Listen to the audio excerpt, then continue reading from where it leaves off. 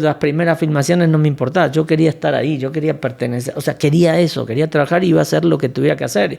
Y hice lo que había que hacer, o sea, fue duro el inicio, no es que es sencillo lo que sea, pero estuvo bien. Y después de estar ahí 6 meses al final, las 8 semanas se convirtieron en 6 meses, dije, no vuelvo a hacer publicidad nunca más. El primer comercial que hice afuera de Argentina fue acá en México, La Billetiza de Sabritas con Adal Ramones. Yo filmo mis películas, o sea, o mis comerciales o lo que filme, lo filmo en mi cabeza, o sea, ya lo vi en mi cabeza antes de ir al set. Hola, ¿qué tal? Bienvenidos a un capítulo más de Uniendo Puntos. El día de hoy tengo una entrevista que particularmente me emociona porque, como ya lo hemos platicado en otros momentos, yo me he dedicado y he aprendido bastante gracias a la publicidad, gracias a personas que integran la publicidad en este medio.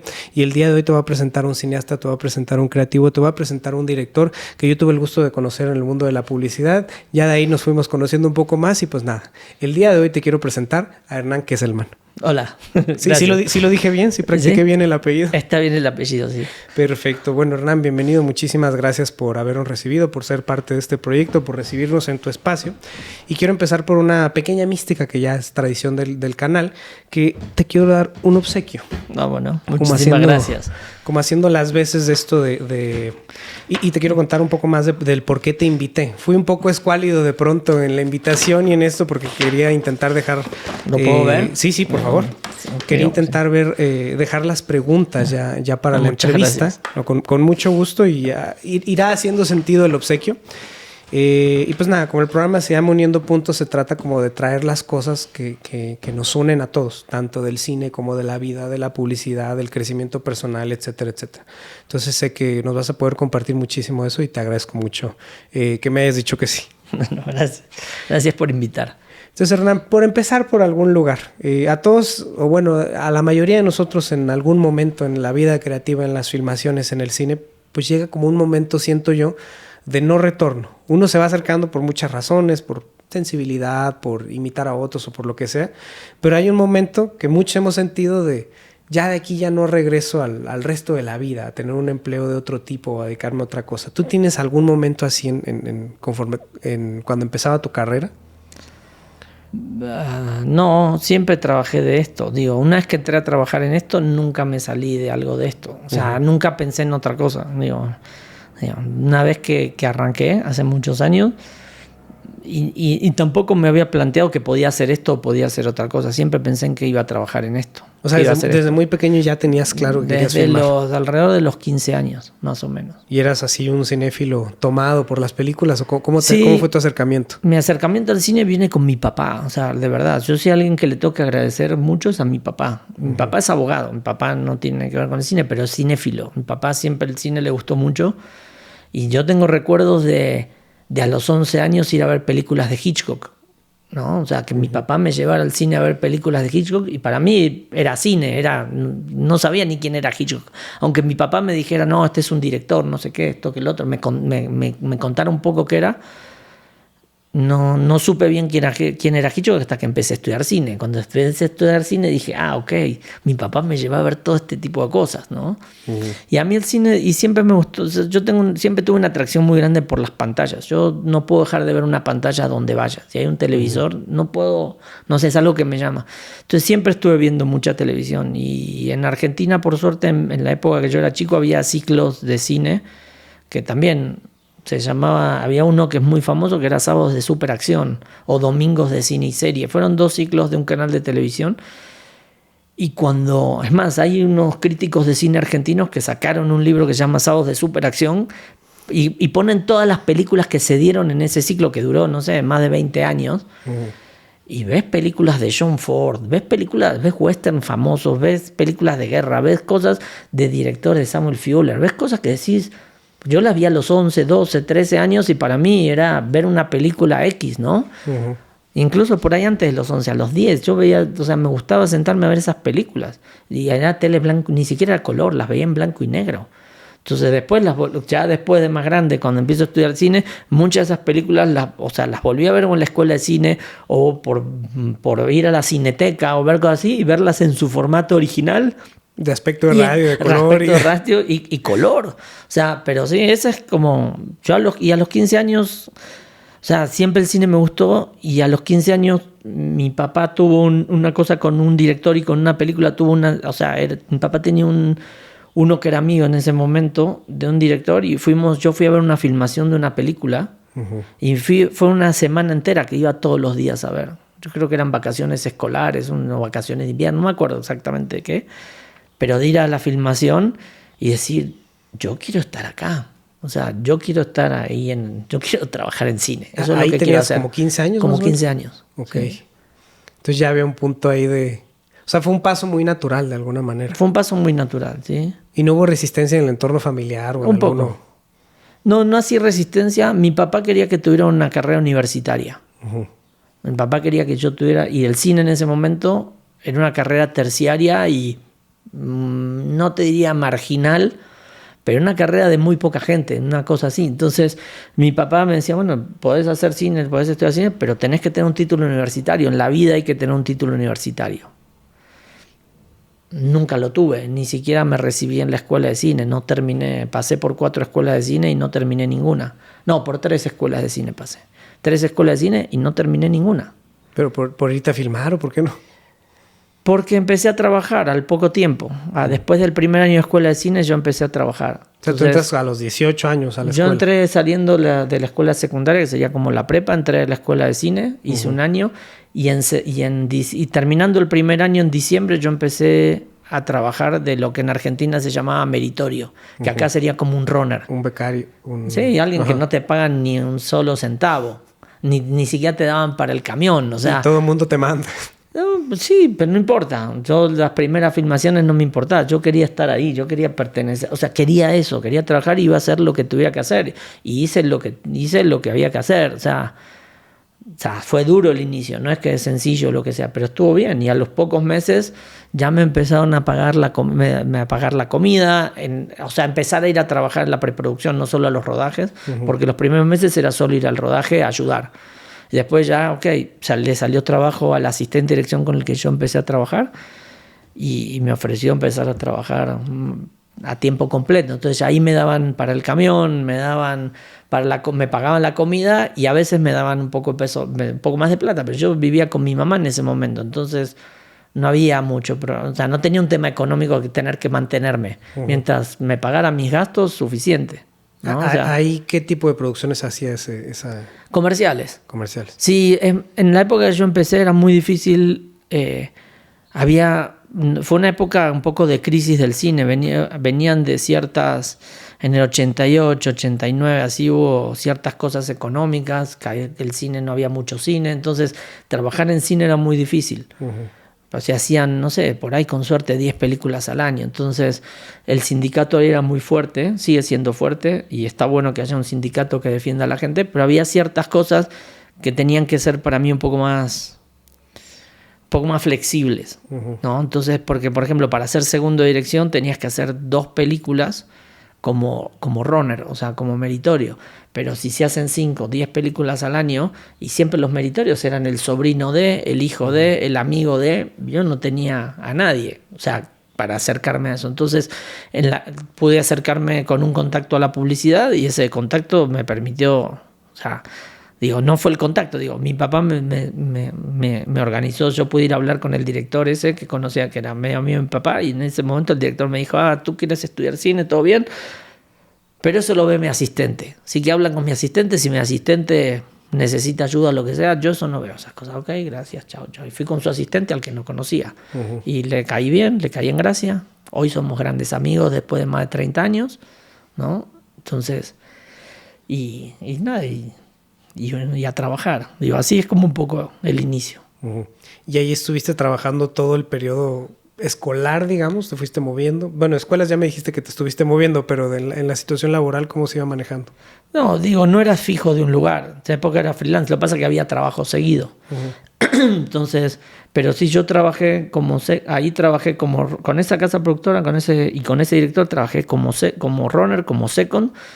Y cuando el asistente de dirección se salió de ahí para ir a trabajar con otro director, el director me dijo, bueno, te voy a probar a ver si podés asistirme, ¿no? Y probamos en un proyecto que había venido un proyecto chiquito, si funciona, seguís como asistente, si no funciona, te quedas como second y traigo Amigos otro como asistente. siempre. Y traigo otro asistente. Y funcionó, la verdad. Y ya de ahí empezaste a ser primer asistente. Ya empecé a ser primer asistente. ¿Y cuánto Sí. tiempo duró tu época de primero de dirección? De primera dirección habrá durado eso habrá sido del 90 al 94, una cosa así. En el 94 dejé de asistir porque la verdad que ya tenía ganas de empezar a dirigir yo, ya empezaba a hacer cosas chiquitas. Tuve una pelea con un director con el que trabajaba. Ahí sí no estábamos de fijo, te pagaban freelance, pero trabajaba mucho en una productora que tenía bastante trabajo, entonces, y ahí aprendí a usar un Avid, ahí aprendí muchas cosas también, estuvo bueno. Y tenían equipo propio, entonces estaba bueno estar ahí porque yo hice un corto en esa época y me prestaron equipo, entonces sí estaba bueno estar ahí. También lo edité en su Avid, o sea, estaba bueno estar era bueno estar en ese lugar. Pero sí, y entonces en un momento dije, ya no quiero asistir más, ya quiero dirigir. Y ahí me metí a hacer, la verdad que ahí hubo un impasse de 5 años. Empecé a dirigir cosas chiquitas, asistía, y después me fui a trabajar en una película con 7 años en el Tíbet que se filmó en Argentina. Me contrataron por 8 semanas y dije, está buenísimo, hagamos 8 semanas de esto, es una buena experiencia, viene gente de afuera, técnicos de afuera, se va a poder aprender mucho. Y después de estar ahí 6 meses, al final, las 8 semanas se convirtieron en 6 meses, dije, no vuelvo a hacer publicidad nunca más. Okay. Y me metí a hacer televisión, a editar en televisión. En esta película que hiciste, ¿de qué ibas? En esa película yo hice el casting de los extras, o sea, manejé el casting, o sea, fui como el jefe del departamento de casting de extras. Ajá. Y había que buscar gente que parecía tibetana, había que buscar gente de la India, de cierta zona de la India, todo en Argentina. Entonces empezamos siendo 2 personas el equipo terminó después siendo 5 o 6. Teníamos una jefa inglesa que nos hicimos amigos y es una super top de casting del mundo hoy. O sea, desde ya hace años es una top de casting de películas súper grandes, sí, importantes. Y es una persona divina, la verdad. Y nada, hice eso, la verdad, y me tocó trabajar mucho también con los monjes tibetanos que fueron a la película. O sea, en épocas que no había tantos extras locales, mi jefa me ponía a trabajar un poco con los monjes, entonces hubo como ciertas cosas que me pasaron en la cabeza y dije, no, esto es otra cosa y ya no quiero hacer publicidad y no voy a hacer publicidad nunca más. Después de eso fue en el 97 que dije eso, y en el 2002 ya estaba haciendo publicidad otra vez. Pero antes, en el 2000 ya estaba haciendo comerciales otra vez. Entre el 97 y el 2000, ¿qué pasó? Me metí en entré a trabajar en una casa productora de televisión argentina, una de las que en su momento era la más top, te diría, y la más interesante visualmente hablando. O sea, les gustaba manejar ciertos conceptos visuales, ser innovadores, experimentar cosas. Yo entré a editar eso, entré a manejar a trabajar en una vida, editar, editaba de noche, editaba 3 noches a la semana ese programa cuando empecé.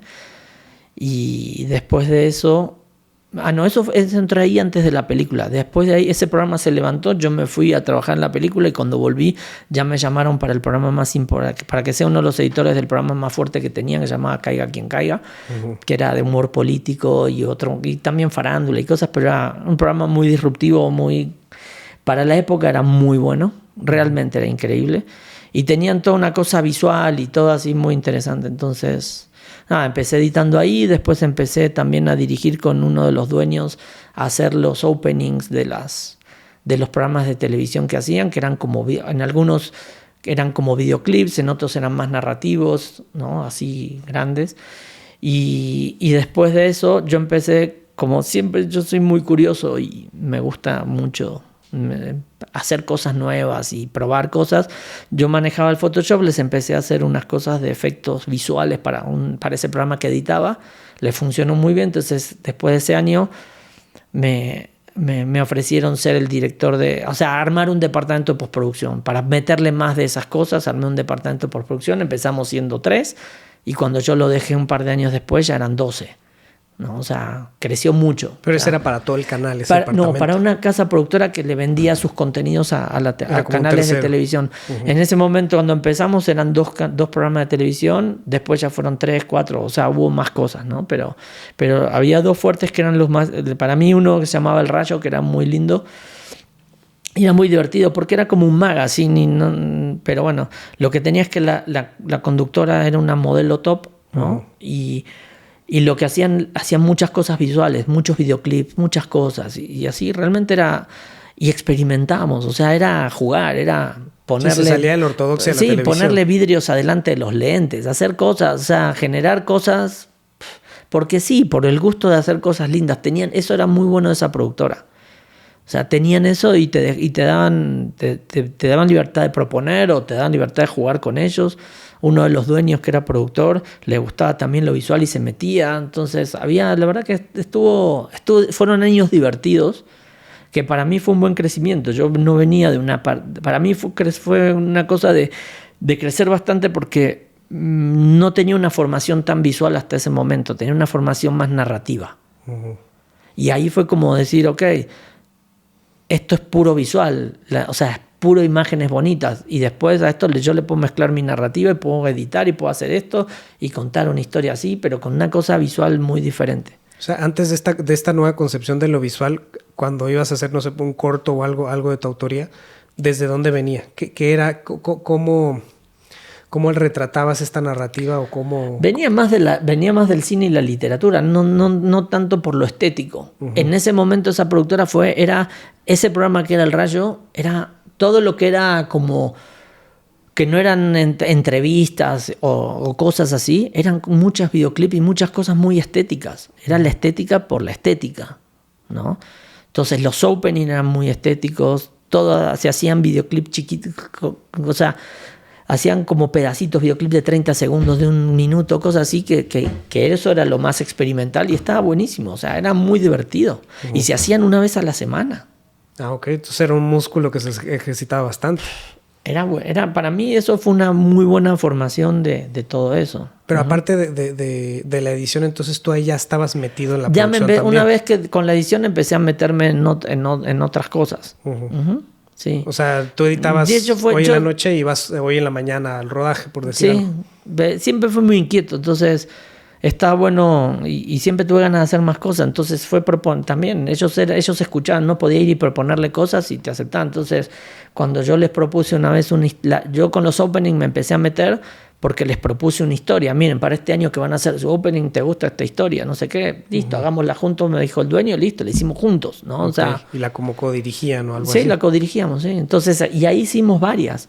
Una de las últimas que fue estando ahí hicimos un mediometraje de acción de más de 20 minutos. Ok, pero era como para otro canal de los programas, que era más de humor, así ese año se despedía, terminaba el programa, entonces querían terminarlo allá arriba, entonces listo, vamos a hacer una película de acción. Que fue, tenía el guión, la historia un poco la armó uno de los dueños, que armó una historia que era como un cuentito de una cuartilla o menos. Yo desarrollé esas vacaciones, no me fui de vacaciones, me las tomé como si te dijera acá en la casa de las afueras. Tenía una hija chiquita, entonces así, con una computadora, escribí un guión de 23 páginas, uh-huh. ¿no? O sea, pasar esa cuartilla a desarrollar un guión, y ahí lo filmamos. Entonces codirigí, o sea, hice un shooting de más de 400 dibujos con un dibujante, o sea, estuvo choncho. Y después codirigimos la primera unidad y yo dirigía dirigía la segunda unidad. Uh-huh. Ajá. ¿Y ya de ahí llega el 2000? Eso fue en el 2000 más o menos, sí. Si no me equivoco fue el 2000, el inicio del 2000. Y ahí fue donde tomó ya más forma el concretarse como director. En esa productora, con todos esos videoclips que hacíamos y todo eso, uh-huh. A la productora se hacían para los programas de televisión como unos comercialitos internos de 10 segundos con los conductores de los programas de televisión. Pero anunciaban productos. Visual, sí, se anunciaba producto. O sea, uh-huh. Pero eso lo veía la productora directo con los clientes. No había agencia, no había nada. Eran puras cosas visuales, tonterías visuales, pero muy bonitas hechas, ¿no? Uh-huh.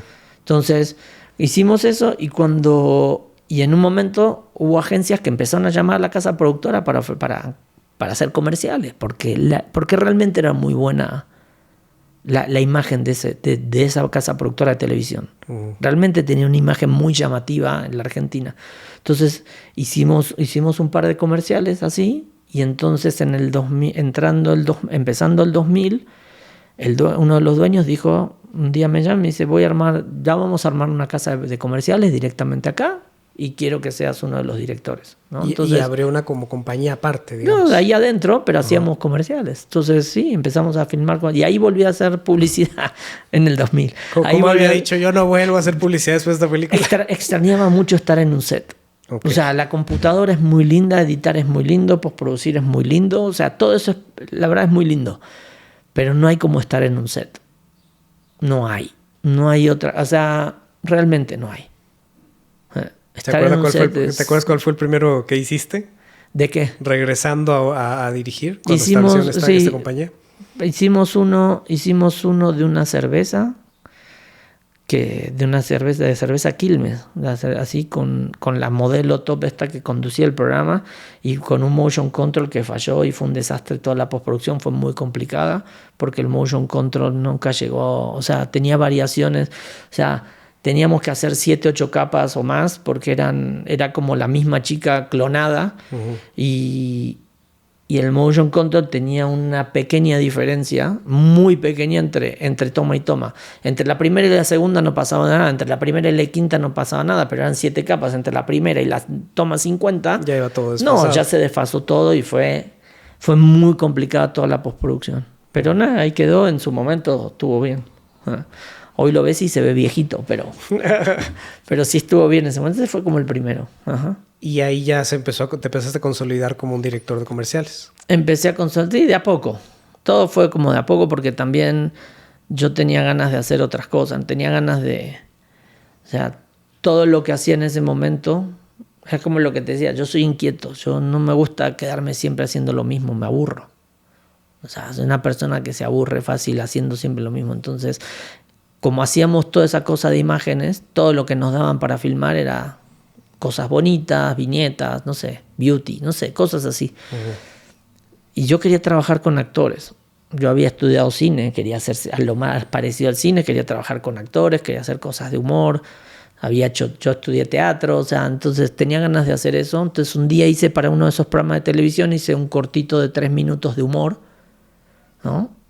Y que estaba bueno, y entonces agarré y me fui a ver un par de creativos con los que trabajaba y les dije, este es mi nuevo reel, y era solo un corto de humor, no había más nada, yo quiero hacer cosas. Y ahí me dieron un poco por eso me dieron un comercial de humor, ese fue en el 2002, que retrataba un poco lo que fue la crisis del 2001, ¿no? Lo que pasó en 2001, 2002 y eso. Y realmente es un comercial que ganó premios. Un comercial que fue como muy premiado. La verdad que era muy divertido. Yo lo recuerdo con mucho cariño ese comercial. Porque aparte lo veo hoy y sigue siendo lindo. O sea, me gusta cómo está, me gustan los actores, me gusta todo. Y ese comercial ganó premios y ese me empezó a abrir más puertas a trabajar. A trabajar no solo en Argentina, sino en otros lados. En México, por ejemplo. ¿Cuál fue el primer comercial fuera de Argentina que hiciste? El primer comercial que hice fuera de Argentina fue en México, si no me equivoco. No, en México. Sí, en México. El primer comercial que hice fuera de Argentina fue acá en México. La billetiza de Sabritas con Adal Ramones. Ok. ¿Y qué tal le fue ahí? ¿Cómo se sentía estando fuera de Argentina, estando por acá?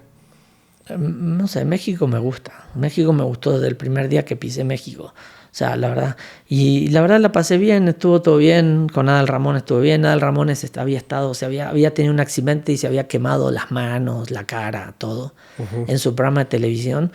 Y sobre todo las manos parecían del regreso de los muertos vivos. Estaban todas así, con costras. No, ya las ampollas no, ya era todo con costras y eso. Y el comercial tenía que sacar billetes de 20 pesos de la bolsa de Sabritas cada 2 segundos. O sea, era... Y eso yo me enteré cuando ya llegué. Cuando llegué a México a filmar, me dijeron, bueno, Ramones tiene esto. Ah, ok, va. Pero no, muchas horas de maquillaje y eso, y se veía bien en pantalla.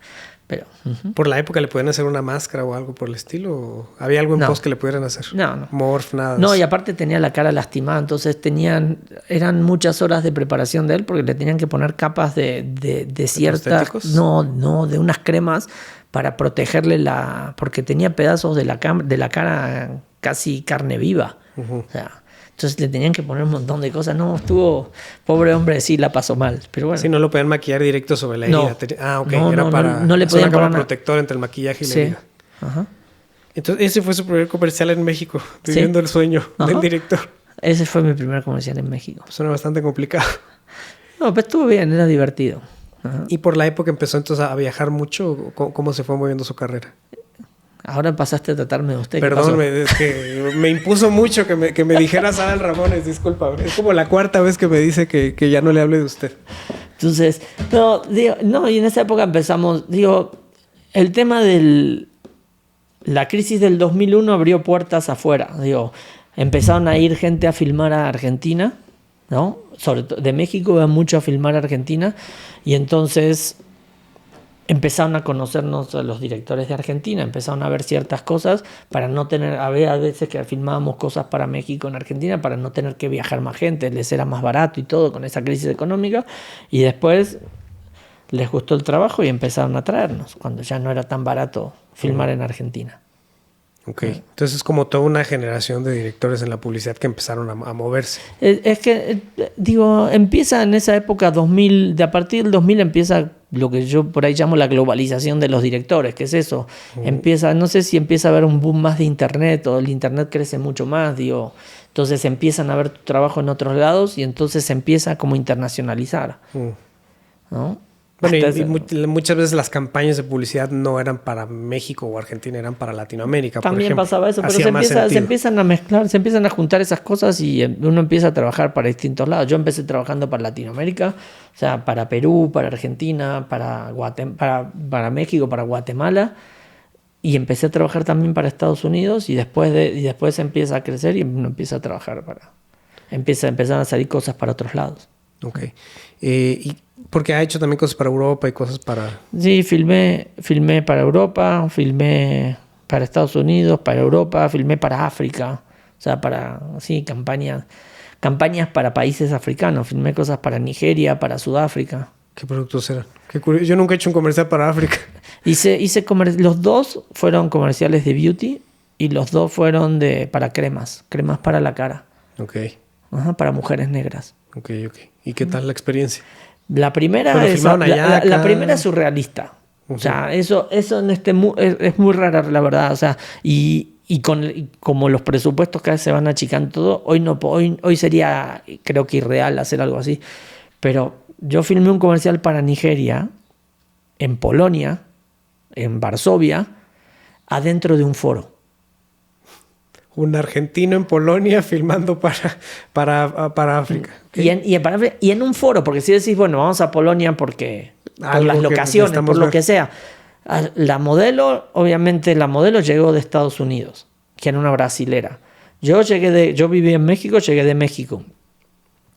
El fotógrafo de foto fija, porque hacían toda la campaña, se venía de Sudáfrica, pero era un inglés que vivía en Sudáfrica. Y después el director de fotografía fue un francés, que fue de París, ¿no? O sea, todo para Nigeria. La verdad, no fue así. El segundo que fue en Sudáfrica ya era para Sudáfrica y se filmó en Sudáfrica. Ya hace más sentido. Sí. Uh-huh. Pero el primero sí son esas cosas, filmar en un foro ir a Varsovia para filmar en un foro. O sea, todo bien. La agencia era de Varsovia. Yo creo que se hizo en Varsovia porque la agencia de publicidad estaba en Varsovia. Y la clienta era una ucraniana que estaba en Nigeria. Pero bueno, sí. Bastante internacional.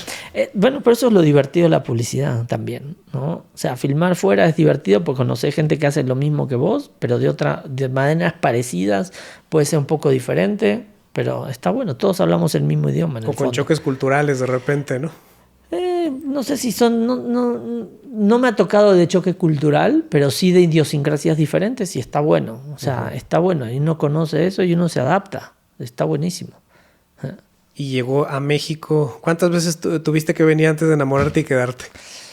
No, vine muchas veces. Yo empecé del 2002 al 2009 a venir. O sea, en el 2009 ya fue... Ya no regresaste. Sí, lo que pasó fue que entre el 2008 y el 2009, ¿no? Pero no digo, sí, más o menos, hasta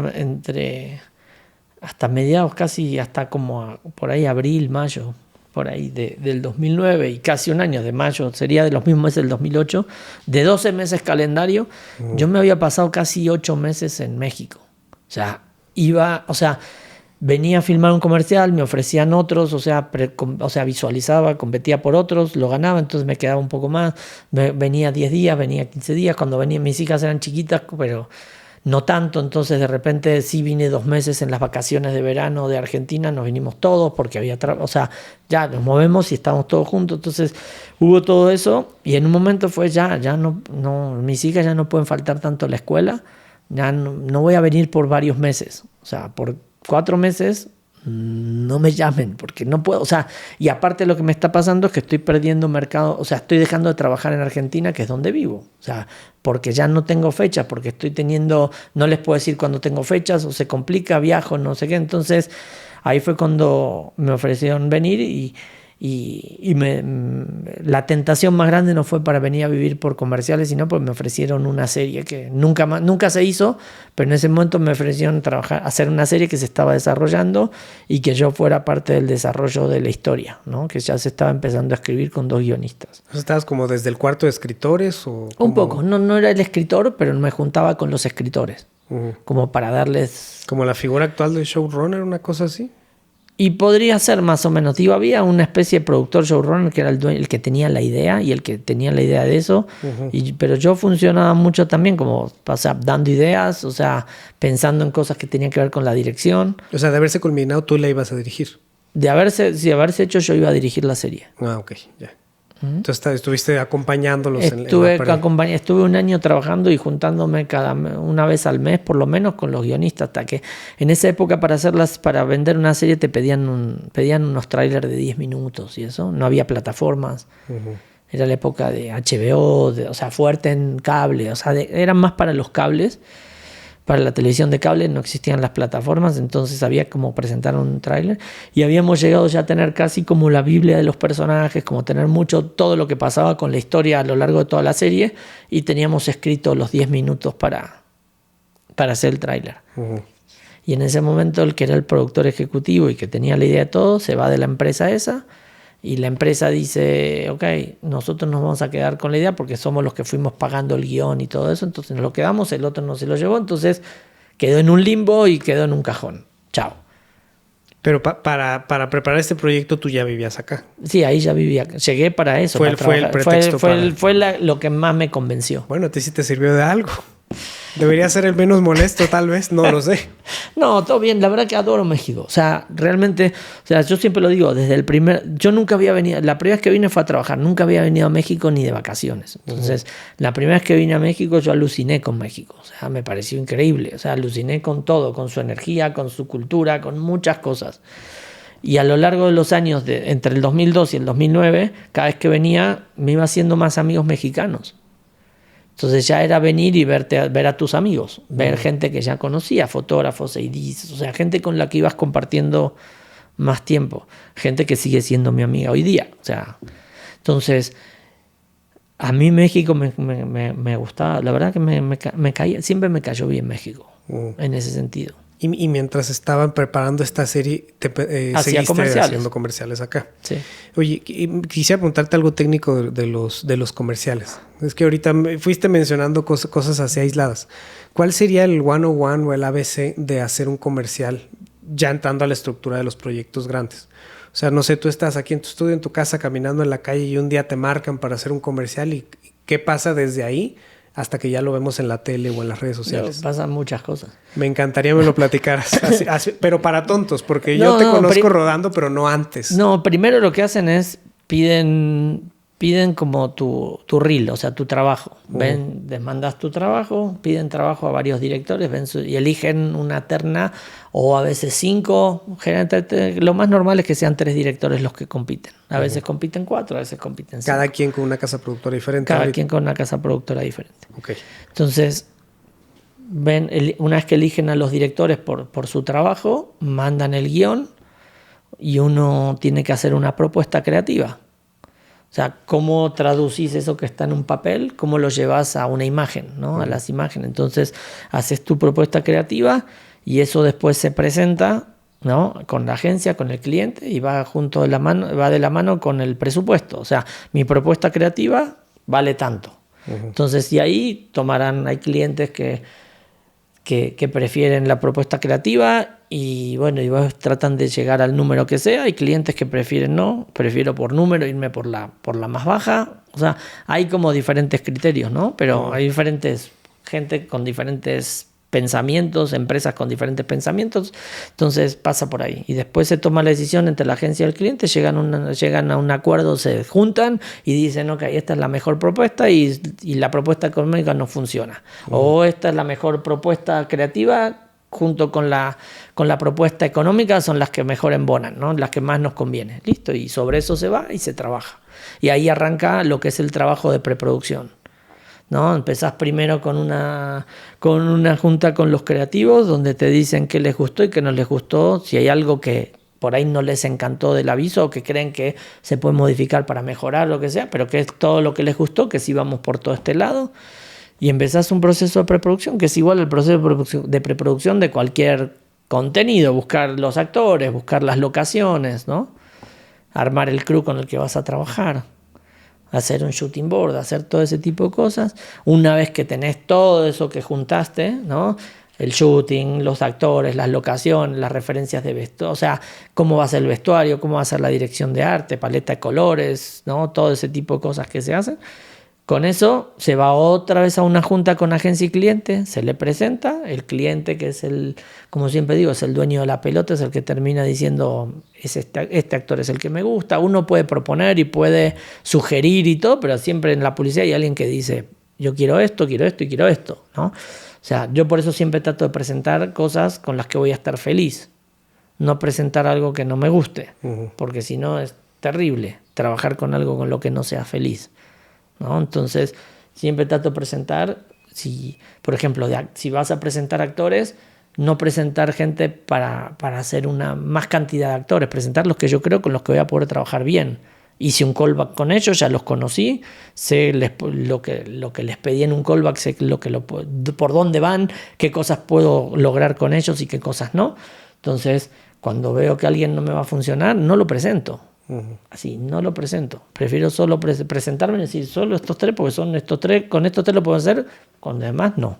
O hay que seguir buscando. Sí, claro. Pasa que a veces no hay tanto tiempo, por eso a veces las preproducciones pueden ser de una semana. Entre la primera llamada, si saliste a caminar al parque y te hablaron, oye, te vamos a proponer un proyecto, y que se está filmando, ¿cuánto tiempo suele pasar? Y lo normal es que pase por lo menos desde que empezó todo el proceso a filmar, por lo menos casi un mes, 3 semanas, un mes. Una semana que te den para armar tu propuesta visual, después se toman un par de días para decidir, después viene toda la preproducción, la junta, y tener unos días entre esa junta y de la PPM con agencia y cliente, tener por lo menos un par de días para preparar, para poder que vestuario tenga tiempo de conseguir el vestuario, hacer la prueba de vestuario, arte si hay que construir decorados o si hay cosas, que haya tiempo para todas esas cosas. Y entre que acabaron después la postproducción, que eso depende de qué tanta postproducción haya. Si solo es un comercial que va en edición por cortes, si no lleva ni compuestos, no lleva nada, es más rápido. Si tenés que entrar a meter compuestos, si necesitas entrar a CGI, o sea, a 3D, a lo que sea, de armar cosas, son otros tiempos. Y me imagino que usualmente siempre es para ayer todo, ¿no?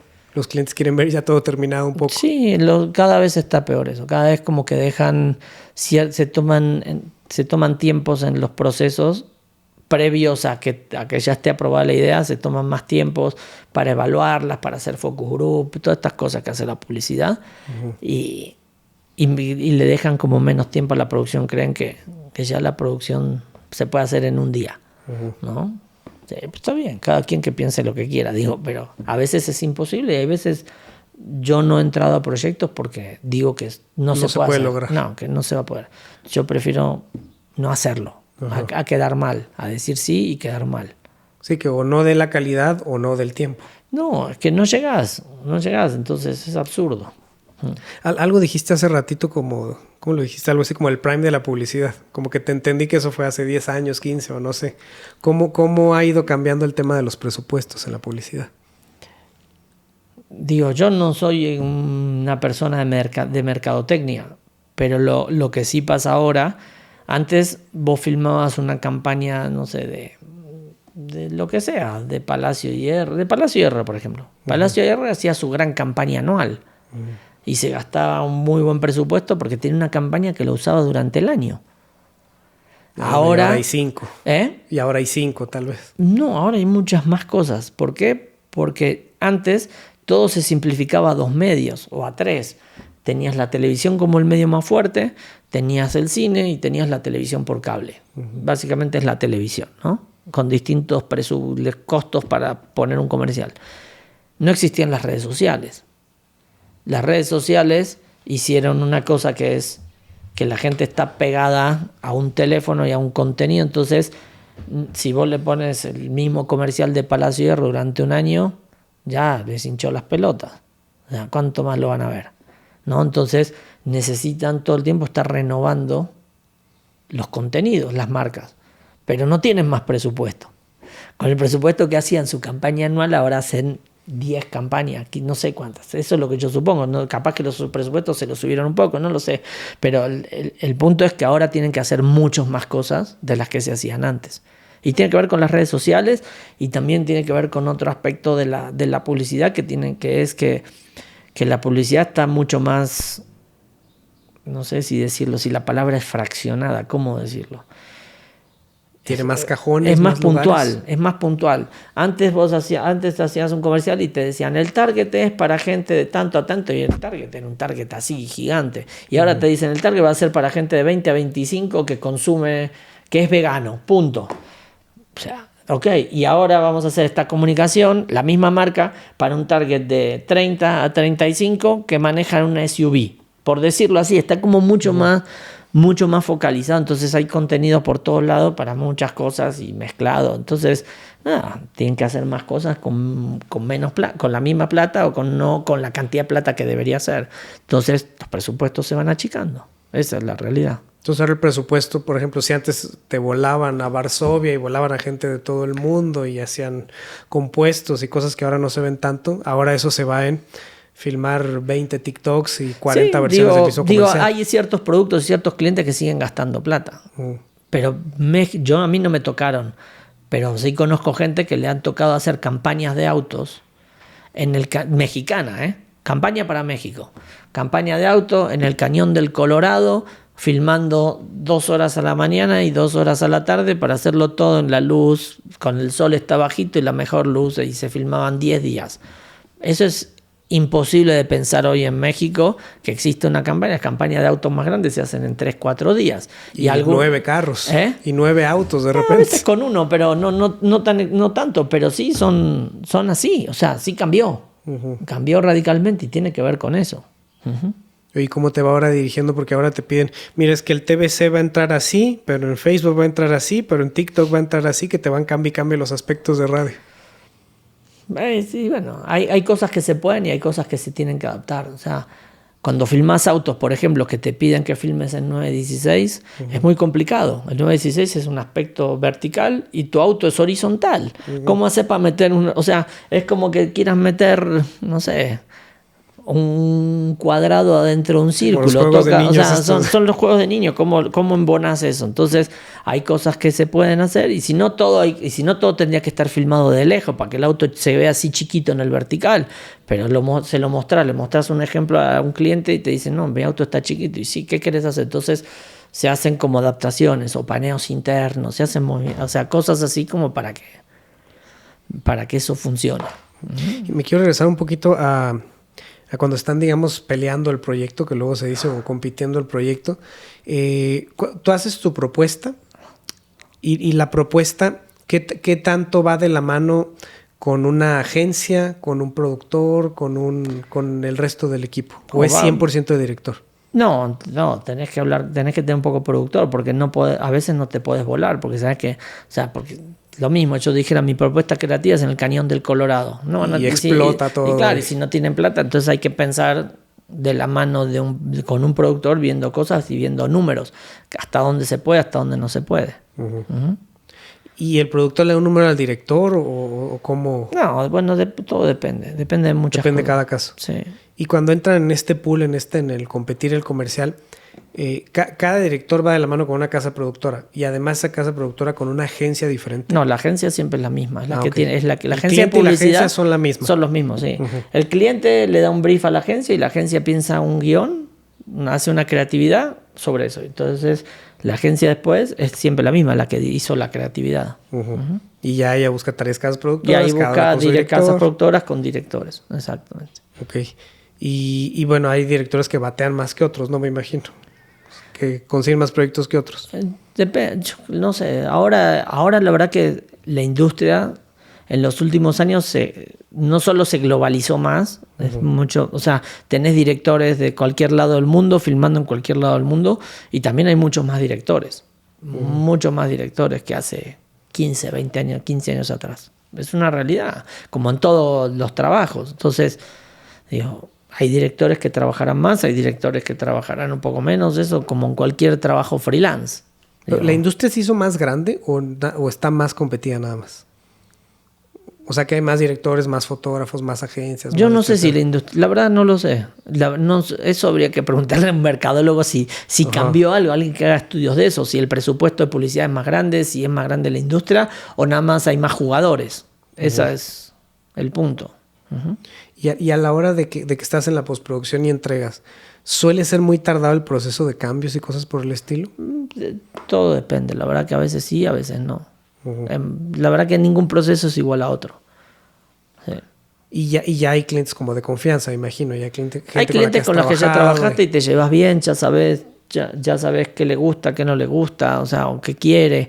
O sea, hay esas cosas cuando trabajas. Es como las relaciones humanas. Cuando conoces a alguien, te llevas mejor y entonces entendés para dónde corre cada quien, ¿no? El cliente, yo sé qué cosas, para dónde va el cliente o qué cosas le gusta. El cliente sabe qué locuras me gustan a mí o qué locuras no me gustan a mí, lo que sea, ¿no? Todos ya nos conocemos, pasa eso.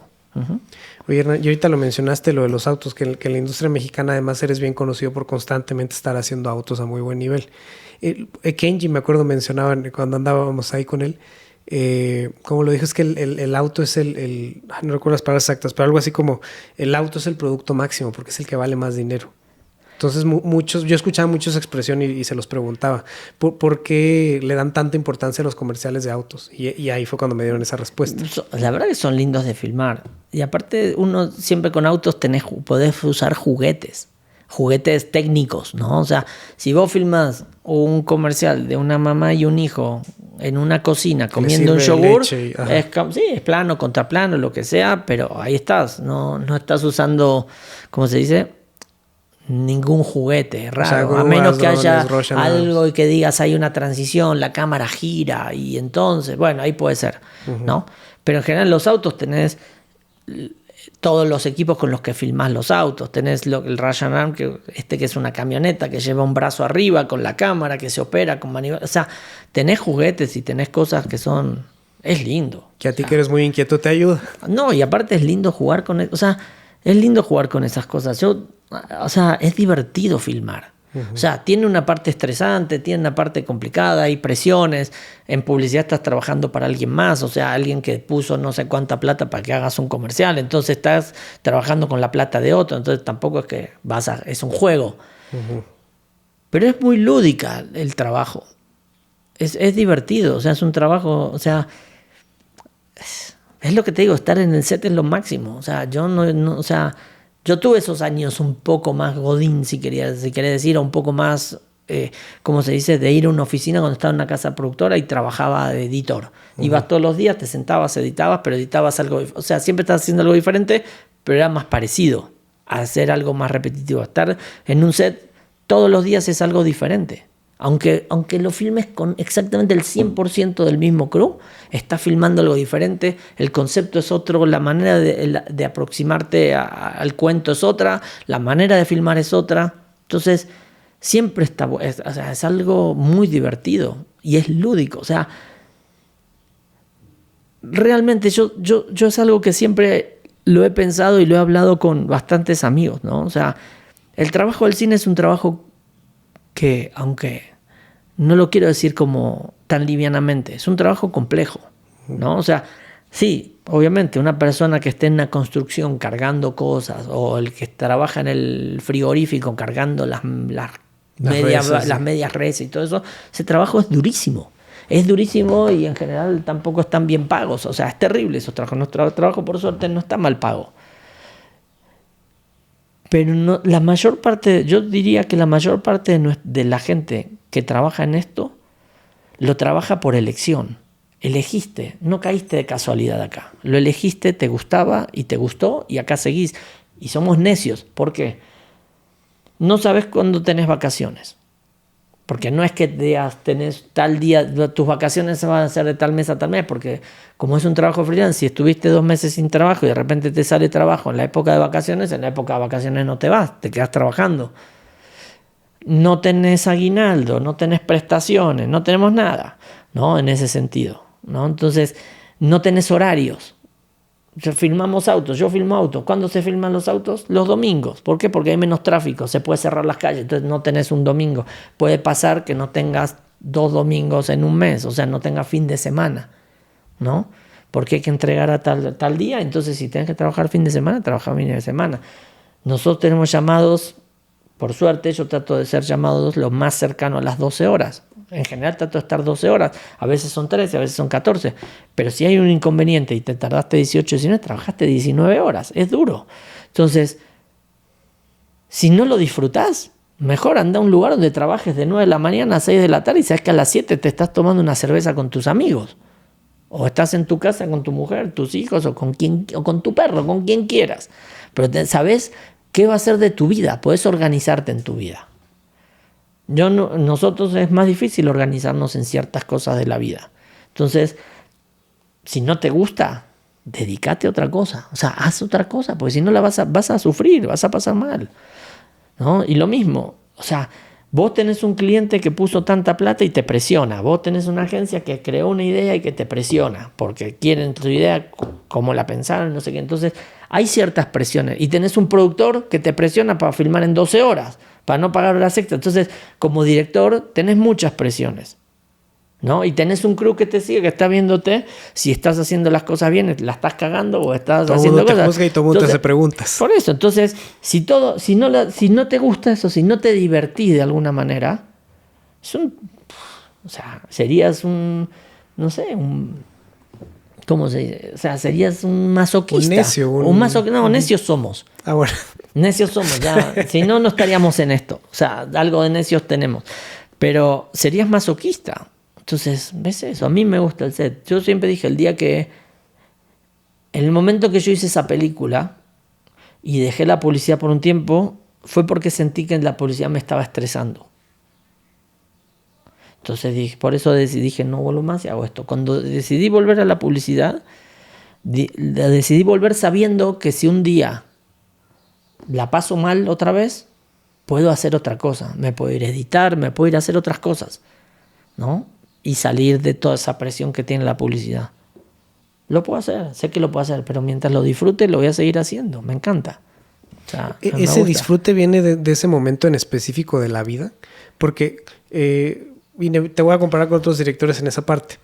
Pues he tenido la fortuna de trabajar con muchos directores de muchos países, de lo que tú quieras, y por lo general nadie disfruta tanto como tú, Hernán. Y te lo digo de verdad. O sea, por lo general los ves sufrir bastante. O sea, no digo que tú no sufras o que no batalles o lo que sea, pero auténticamente esto que se ve aquí en la plática, pues sí te veo disfrutando. A veces hasta cae gordo cuando todos los demás estamos batallando y que tú estás riendo o disfrutando con nosotros ahí parado igual en el sol y desvelado, pero disfrutando. Y nosotros de repente como con en un loop técnico a lo mejor o en un lo que sea, y tú estás feliz y es así como que ¿qué trae? ¿Qué se fumó? ¿Qué hizo? ¿Por qué viene tan contento? Me gusta. O sea es que a nosotros también, pero mucho se nos olvida.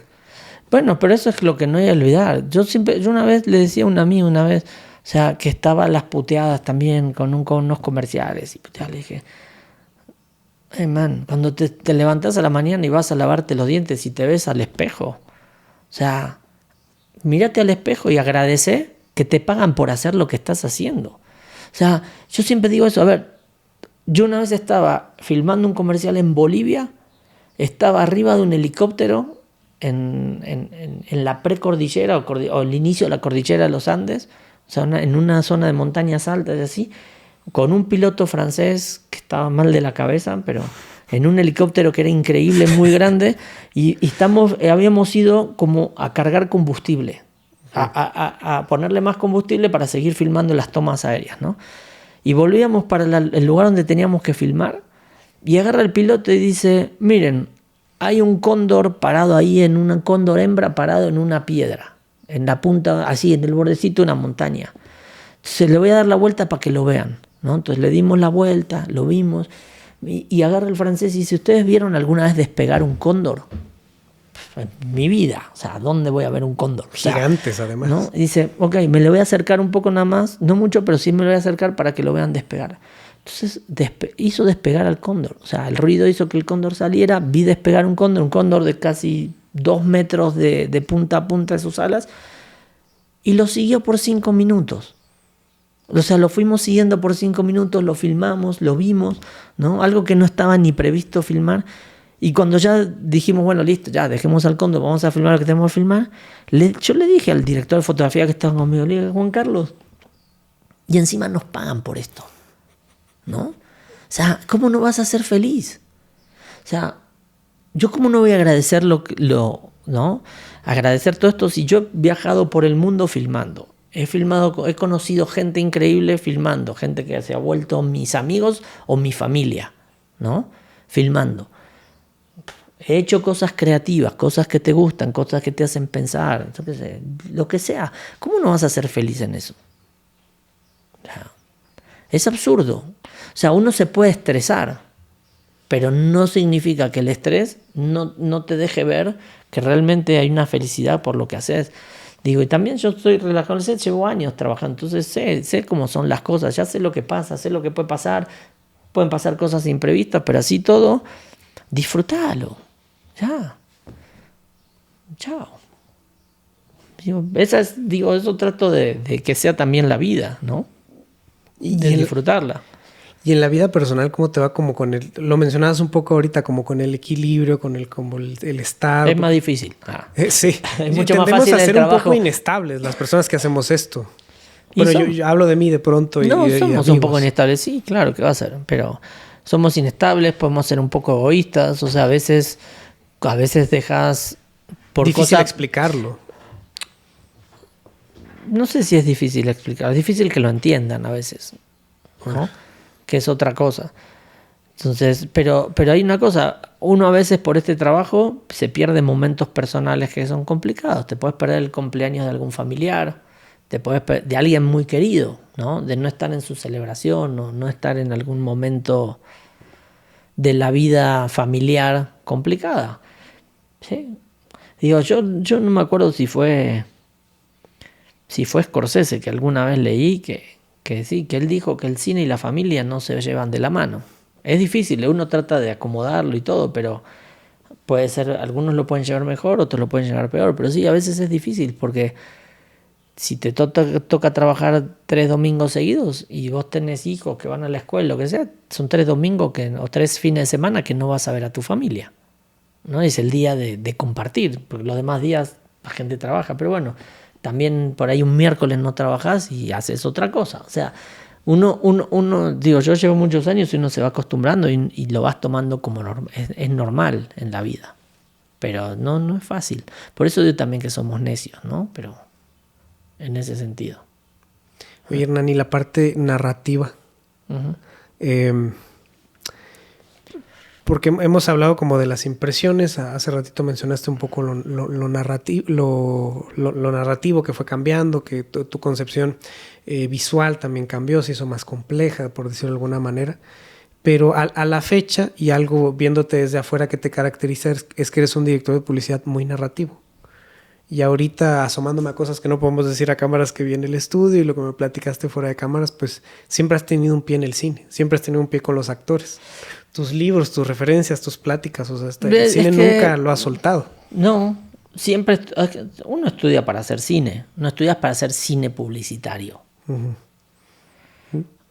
yo digo, las escuelas, las de publicidad son más de creativos, ¿no? Las escuelas de cine son de cine. Después puedes hacer puedes hacer documental, ficción, publicidad, clips, lo que quieras. Pero sí, yo siempre trato de encontrarle, aunque sea una cosa de... A mí me gustan los cuentos, me gusta contar algo. Entonces siempre trato, aunque sea una cosa puramente visual, de viñetas o lo que sea, siempre tratar de encontrar un algo que aunque sea para mí nomás, aunque nadie lo vea después, alguien lo va a entender. Y me ha pasado de cosas que alguien ha entendido que hay una historia ahí detrás, que hay una cosa que te lleva, ¿no? Entonces decís, va, chingón, qué bueno que alguien lo entendió. Eso yo lo puse así, me gusta pensar en eso. Me gusta pensar en que no son las imágenes no son porque sí. A mí siempre o sea, en mi manera de trabajar, siempre trato de encontrarle o sea, no sé si es la justificación, pero es el por qué. O sea, ¿por qué elegís poner una cámara arriba, una cámara abajo? ¿O por qué elegís cortar de acá a acá? O sea, no es que es aleatorio, es porque me gusta, ¿no? Porque creo que si fuera porque me gusta sería una cosa desquiciada, o sea, podría no tener sentido. O sea, trato de encontrar esa narrativa, esa forma de contar, y diferente de lo que sea, aunque tengas que contar una historia que sea tu historia, no sé, una mamá y un hijo que llegan de la escuela y el hijo le cuenta, no sé, que tuvo un problema en la escuela y la madre lo mima y chao, y se toman un yogur y se van, chao, bye. O sea, ¿no? O sea, desde eso, o a contar una historia de autos, que son cosas, son imágenes sueltas, ¿no? Pero ¿por qué pones unas imágenes primero y por qué pones otras después? Vas construyendo algo. ¿Y eso tú ya lo tienes claro desde la visualización? Sí, en general sí. Digo, hay cosas, la verdad que cuando llegas a la visualización, después de haber visto el guión y de trabajar con referencias y pensar cosas y eso, uno ya lo filmó en la cabeza. La película ya está filmada en la cabeza.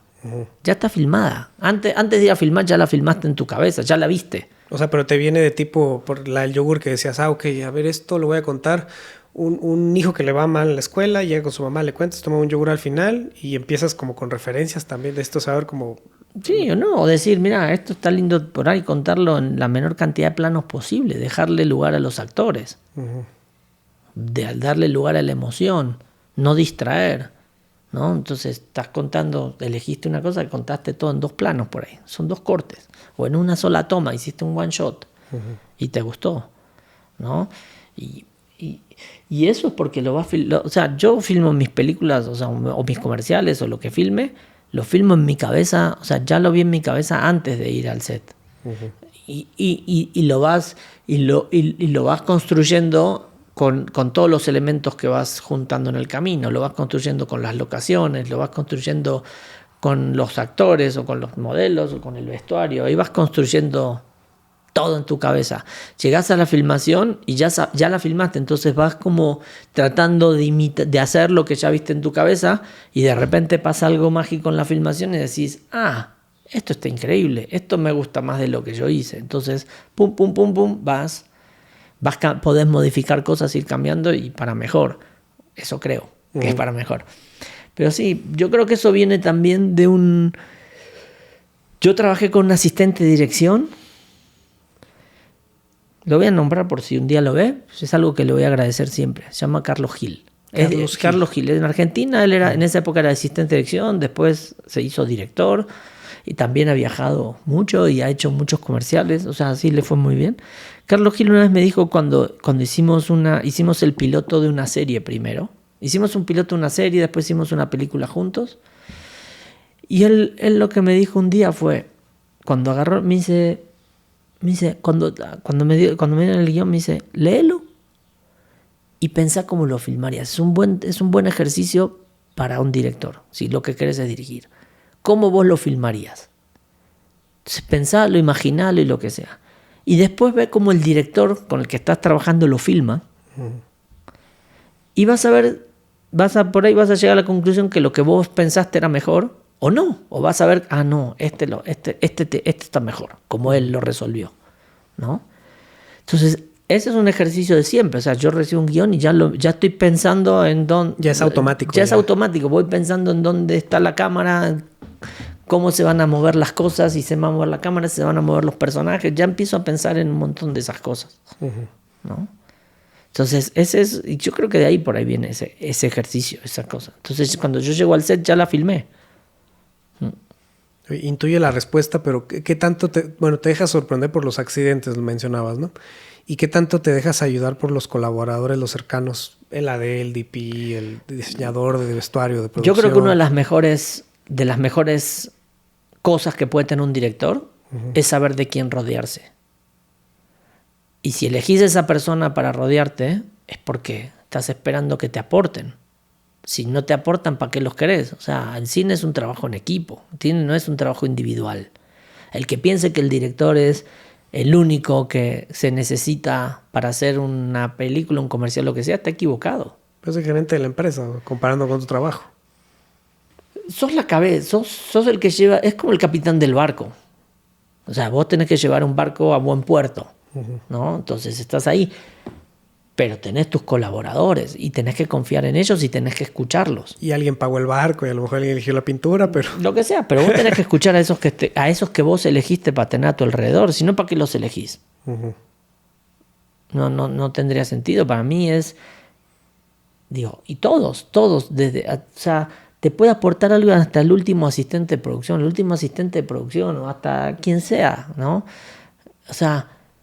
El staff, todos te pueden aportar, a todos hay que escuchar. Si cada alguien te viene y te propone algo, te dice algo, escúchalo, ¿no? O sea, ¿por qué? Porque un staff por ahí no te puede proponer por ahí un staff una cosa creativa, pero te puede proponer una manera de poner una luz colgada de una ventana, de lo que sea, que permite que vos puedas filmar un plano mejor que si la luz está dentro, ¿no? O sea, te pueden permitir, o sea, para eso tenés esa gente, para eso los elegís. Entonces está bueno elegir siempre a gente en la que confíes y en la que confíes de mucha, no solo por su trabajo, por su personalidad, por muchas cosas. Oye, Hernán, y ahorita tienes mucho camino recorrido para elegir gente. O sea, aquí en México pues ya estás en tu casa, ya tienes a tu ABC. Pero no sé, si mañana vas a un país que no conoces o nadie de los que te conoces puede. Lo elegí por su trabajo. Yo, en general, cuando vas a filmar a otro país, no elegís al staff, no elegís esas cosas. Te dan propuestas. Pero elegís al fotógrafo, al production designer, al agente de vestuario, o sea, elegís ese tipo de cosas. Tampoco elegís como al ID, a menos que lo conozcas, pero si no conoces, te van a proponer un ID. Los elegís por su trabajo. ¿Ves? Te mandan su trabajo y elegís y ves, me gusta su trabajo, por esto creo que es el mejor, o sea, ¿sí? O sea, está bueno, yo, por ejemplo, en Londres he trabajado con gente muy talentosa, muy increíble. En Londres, la segunda vez que filmé en Londres, la primera fue toda en la calle, entonces era muy simple. La segunda, había que hacer cosas, necesitaba un production designer en serio, o sea, uno bueno, y me ofrecieron varios, que esa vez yo viajé con mi asistente de dirección y con el fotógrafo también, y el asistente de dirección un día estábamos acá, le digo, mira, te mando quiénes son los que nos están proponiendo el production designer. Y me dice, los vemos y me dice, ¿a quién vas a elegir? Están increíbles. Había uno que había hecho videoclips de Madonna, Michael Jackson, George Michael, videoclips que te morías. Y como yo tenía una narrativa más cuentito, en realidad elegí uno que también había hecho comerciales, había hecho cosas así, pero también había hecho películas. Había ganado el BAFTA con An Education, había estado nominado también, había hecho Sid & Nancy, había hecho la película El Piano, una de mis películas favoritas. Dije, no, yo quiero conocer a esta persona, o sea, yo quiero trabajar con él, o sea, ves sus conceptos de las cosas y yo trabajé con él, está increíble. Y en vestuario trabajé también con una mujer que había hecho el diseño había trabajado en el diseño de los trajes de Batman de Tim Burton, o sea, porque su especialidad eran los diseños especiales y cosas, o sea, una diseñadora de vestuario, y más allá después resultó ser cuando nos conocimos con ellos, que más allá de su talento de trabajo, humanamente eran increíbles, eran divinos, ¿no? O sea, nos llevamos muy bien. Okay. Lo primero que haces es ver el currículum y desear que la persona te caiga bien o... Es que ahí no vas a saber. Cuando conoces a alguien no sabes si te va a caer bien o mal. ¿Qué va a hacer? La primera vez que vine a México no conocía a nadie, ¿no? Y también no todos fueron increíbles. Con alguno tuve un roce en el equipo. No volví a trabajar y listo. No pasa nada. La cosa, uno trabaja, son todos profesionales. Puedes no llevarte increíble con alguien, pero son todos profesionales. Todos van a hacer bien su trabajo y que todo funcione. Esa es la verdad. Ok. Sí, porque la parte humana, no sé, de repente yo siento que de repente es la más difícil. O sea, ya una vez superado lo técnico. Orson Welles, hay un videito ahí dando vueltas. Orson Welles habla de que sí, que él prefiere trabajar con amigos, él prefería trabajar con amigos. Esa es la verdad. Y no está mal. O sea, no está nada mal realmente. Si uno lo piensa, vas a pasar muchas horas, mucho tiempo con esa gente. Entonces está bueno que sean no solo de trabajo, que también puedas, al momento que paras a comer, sentarte y desenchufarte y hablar de otra cosa y pasarla y estar bien, ¿no? O sea, el cine tiene mucho que ver con las relaciones en su trabajo también. No es solo de cómo te relacionas con la gente, cómo te relacionas con un actor, cómo te relacionas con un fotógrafo, cómo te relacionas con un diseñador de sonido, con un músico, ¿no? O sea, tiene que ver con las relaciones, cómo te relacionas con la gente, ¿no? O sea, yo creo que los directores tienen la responsabilidad de relacionarse bien con la gente que trabaja en tu crew. Esa es la verdad. O sea, todos conocemos historias de directores déspotas, de terror y cosas así. Está bien, cada quien, digo, si le funciona está bien, yo no voy a juzgar a nadie, si le funciona, le funciona. Así es. Mi pensamiento es otro. Mi pensamiento es que es lo que decía antes, para mí es tan importante el director de fotografía como el de limpieza, que va a tener limpio el baño para que cuando yo quiera ir a hacer pis no sea una cosa, no parezca una letrina de estadio, ¿no? De estadio de fútbol o los baños de los conciertos, o sea, que uno esté cómodo. O sea, eso te hace bien para trabajar. Eso, si vos entras a un baño y está asqueroso, ya salís de mala gana. Si entras a un baño que está limpio porque hubo alguien de limpieza que lo está manteniendo, decís, está increíble. Y ese señor es tan importante como el fotógrafo. Y los de la alimentación también, que te den algo rico de comer y te traten bien, está increíble. Para mí y para todo el crew, ¿no? O sea, entonces yo creo que las relaciones, y lo mismo la relación con los actores, que es muy importante, es llevarse, o sea, lo que generas con esa gente.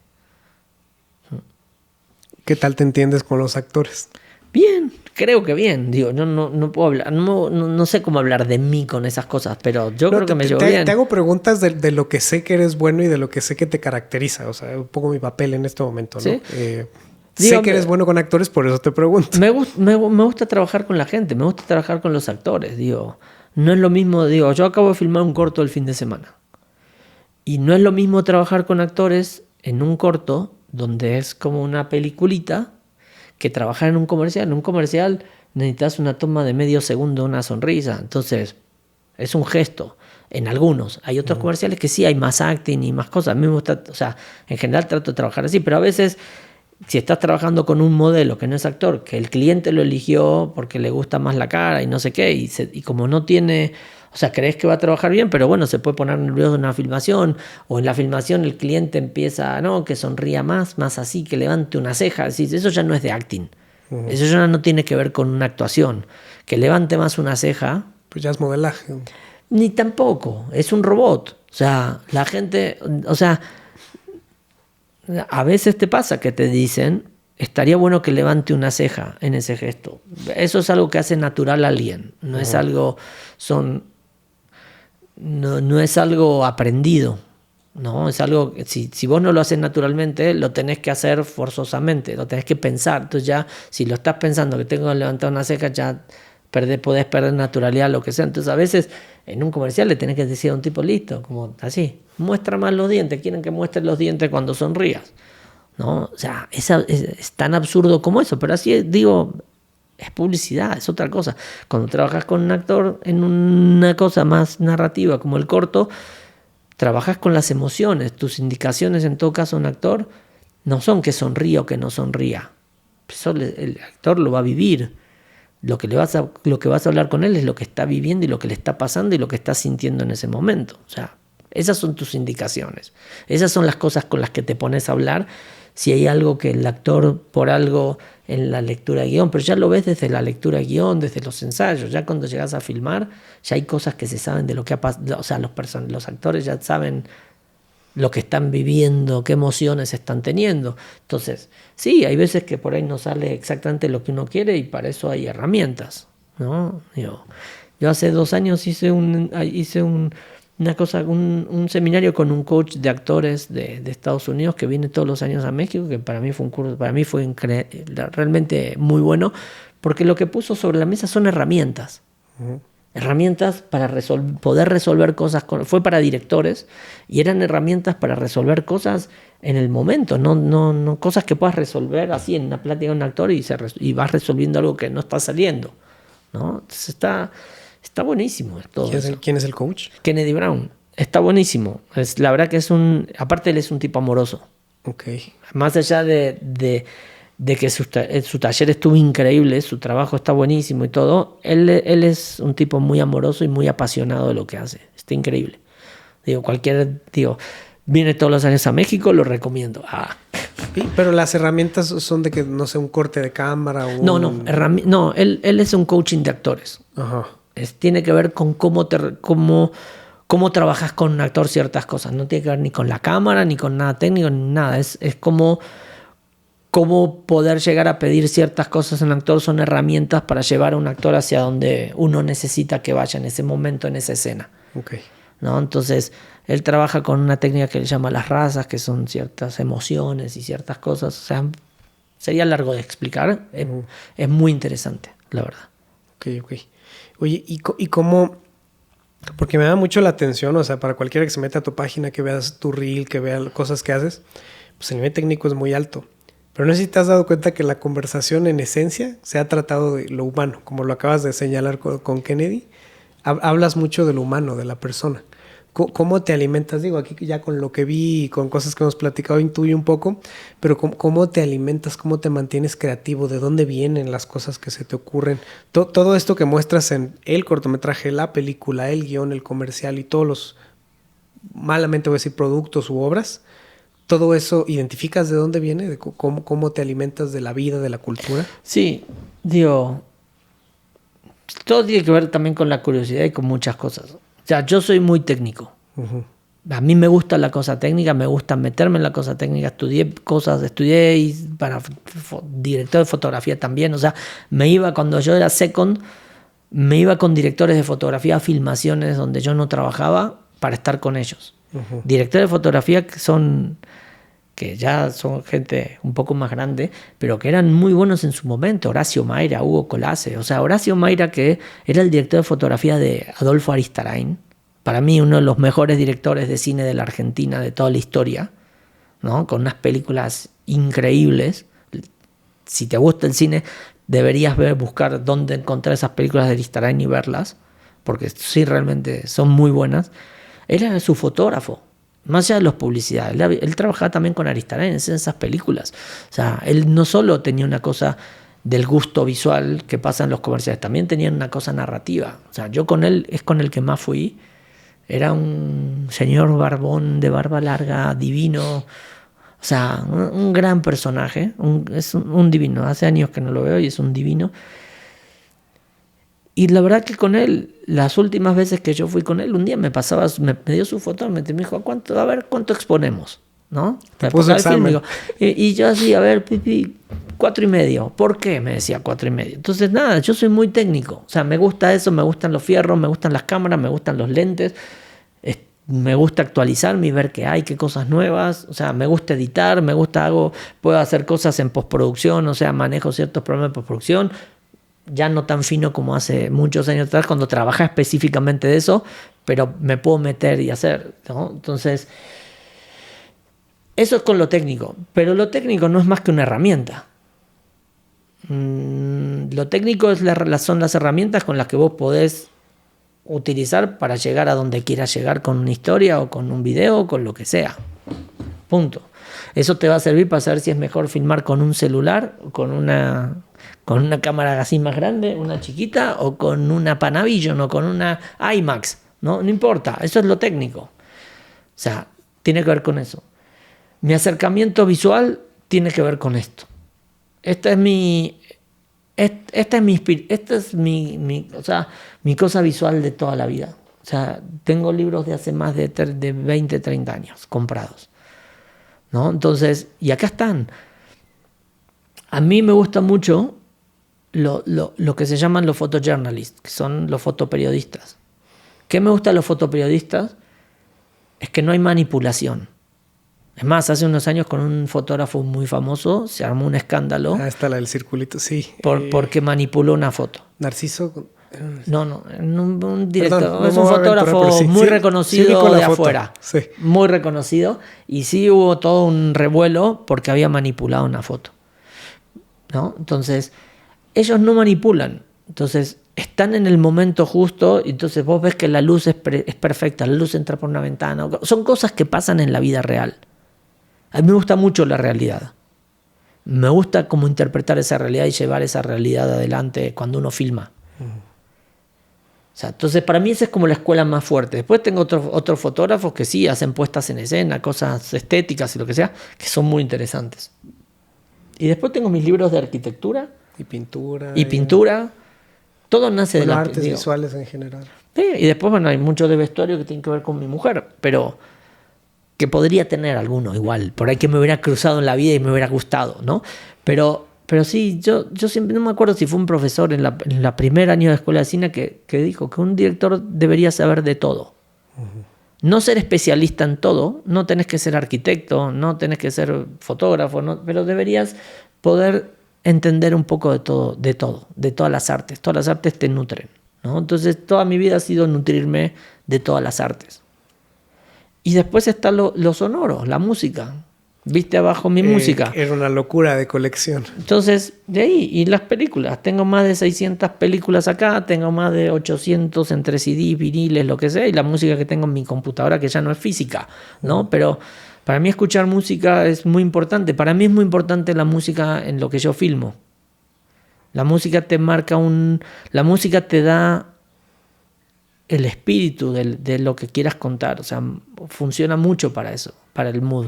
Y es un ejercicio muy bueno hacerlo para que quien quiera lo haga un día. Agarras una escena y le pones una música, le pones otra y cambia. O sea, es otra cosa. Incluso la metes como concepción de ritmo cuando no está musicalizado. O sea, cuando nos entregas, por decir, un comercial que no lleva música, de todas maneras hay una concepción del ritmo o algo. No, si no lleva música, no, pero si lleva algo de música, sí, porque tiene que ver con eso. Sí, yo he hecho comerciales sin música. O sea, o que la música entra al final, ya para el cierre, lo que sea. Pero ahí el ritmo te lo marca en realidad, o lo que está pasando, el acting, o muchas cosas, las pausas. El cine es ritmo, básicamente. Sí. ¿No? O sea, tenés la comedia. La comedia depende 100% del ritmo, sí. No solo de los chistes que pongan. Vos haces un chiste, pero lo contaste en un ritmo malo y nadie se ríe.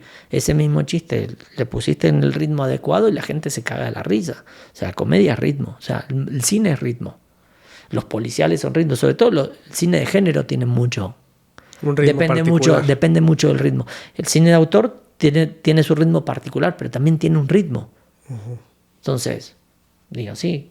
El cine de ciertos directores, el cine de Wim Wenders tiene un ritmo, pero tiene su ritmo. Es un cine de autor, ¿no? Y el cine de Tarantino tiene otro ritmo, y cada quien tiene su ritmo, pero tiene que ver con el ritmo. El ritmo para mí es muy importante. Dentro de las cosas que hay, de las artes, de lo que sea, para mí la que más relacionada está con el cine es la música. También la fotografía, pero la música tiene que ver mucho con eso, con el ritmo.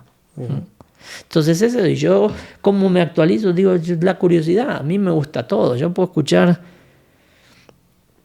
cualquier cosa, digo, la verdad, hay cosas que me gustarán y hay cosas que no me gustan y paso, pero para mí fue un descubrimiento hace un par de años, fue un descubrimiento muy interesante el trap argentino, ¿no? La música urbana y el trap argentino, para mí fue algo como de wow, ¿no? ¿Qué es esto? Hay cosas muy interesantes, hay cosas que no me gustan nada y hay otras cosas que me gustan. Hay cosas que puedo poner, incluso en algún viaje de auto me subo y puedo poner unas cosas de trap ahí de ciertos músicos de Argentina que me parecen increíbles. Y es música que escuchan chicos de 20 años. Pero tiene algo, ¿no? Tiene eso, a mí hay cosas que me gustan. Entonces uno va viendo, lees un día en una noticia de lo que sea y te llama la atención y entras a buscar qué es esto, ¿no? O sea, en realidad lo del trap yo lo descubrí hace muchos años, fue porque un día leí una entrevista a Vicentico y Vicentico decía que para él el trap tenía algo lo que él plantea como que era, no me acuerdo si exactamente decía que era como un nuevo género musical o que sí que era algo nuevo en la música, o sea, que tenía algo, dije, yo sabía que era el trap, escuchaba, había visto nombres de cantantes, cosas o lo que sea, y entras a escuchar eso y decís, hay algo interesante acá, hay algo. O sea, hay gente joven contando cosas y haciendo cosas desde un lugar muy interesante, muy bueno. De todo lo que has dicho en la entrevista, esta sí me tomó por sorpresa. No te imaginaba escuchando trap. No es un género que escuche todo el tiempo, pero es algo más. Yo ahora el corto que voy a hacer, la música va a ser todo lo que... El sonido de ese corto tiene que ver con el trap. Son historias de dos jóvenes, dos chavitos, 19, 20 años. Entonces la música de ellos para mí es la cosa más urbana. Entonces tiene que ver con eso. Y fui a buscar las cosas de trap que me gustan, no las que no me gustan. Que además algo me contaste que este corto pues no se te ocurrió recientemente, ¿no? No, digo, cuando tuve ganas de... O sea, como en octubre, noviembre fue que dije, ya, tengo ganas de hacer algo mío. Quiero hacer un corto. Quiero hacer algo mío, quiero hacer un corto. Digo, siempre uno quiere hacer una película, una serie, es muy difícil de levantarla, siempre es complicado. Yo estoy tratando de levantar una peli, una serie, lleva años, no sé qué. Es difícil, digo, voy a hacer un corto. Un corto lo podemos hacer, es más sencillo, digo. Listo, y levantamos un corto en 2 meses. Así, me fui a agarrar. ¿Cómo te sientes? Bien, muy contento, la verdad, muy contento, me gusta. La verdad que está muy bien. Digo, vamos a ver ahora que se edite y cómo queda. Pero hasta ahora, hasta el paso que llegamos, que es la filmación, que terminamos hasta el fin de semana, estoy muy contento. El Hernán productor y el Hernán director están contentos. Vamos a ver el postproductor, ¿qué tal le va? Sí, ahora vamos a ver cómo me queda la narrativa. Ajá. Oye, Hernán, y te quiero preguntar, pues nada, las filmaciones, del tipo que sean, pues pasan muchas cosas.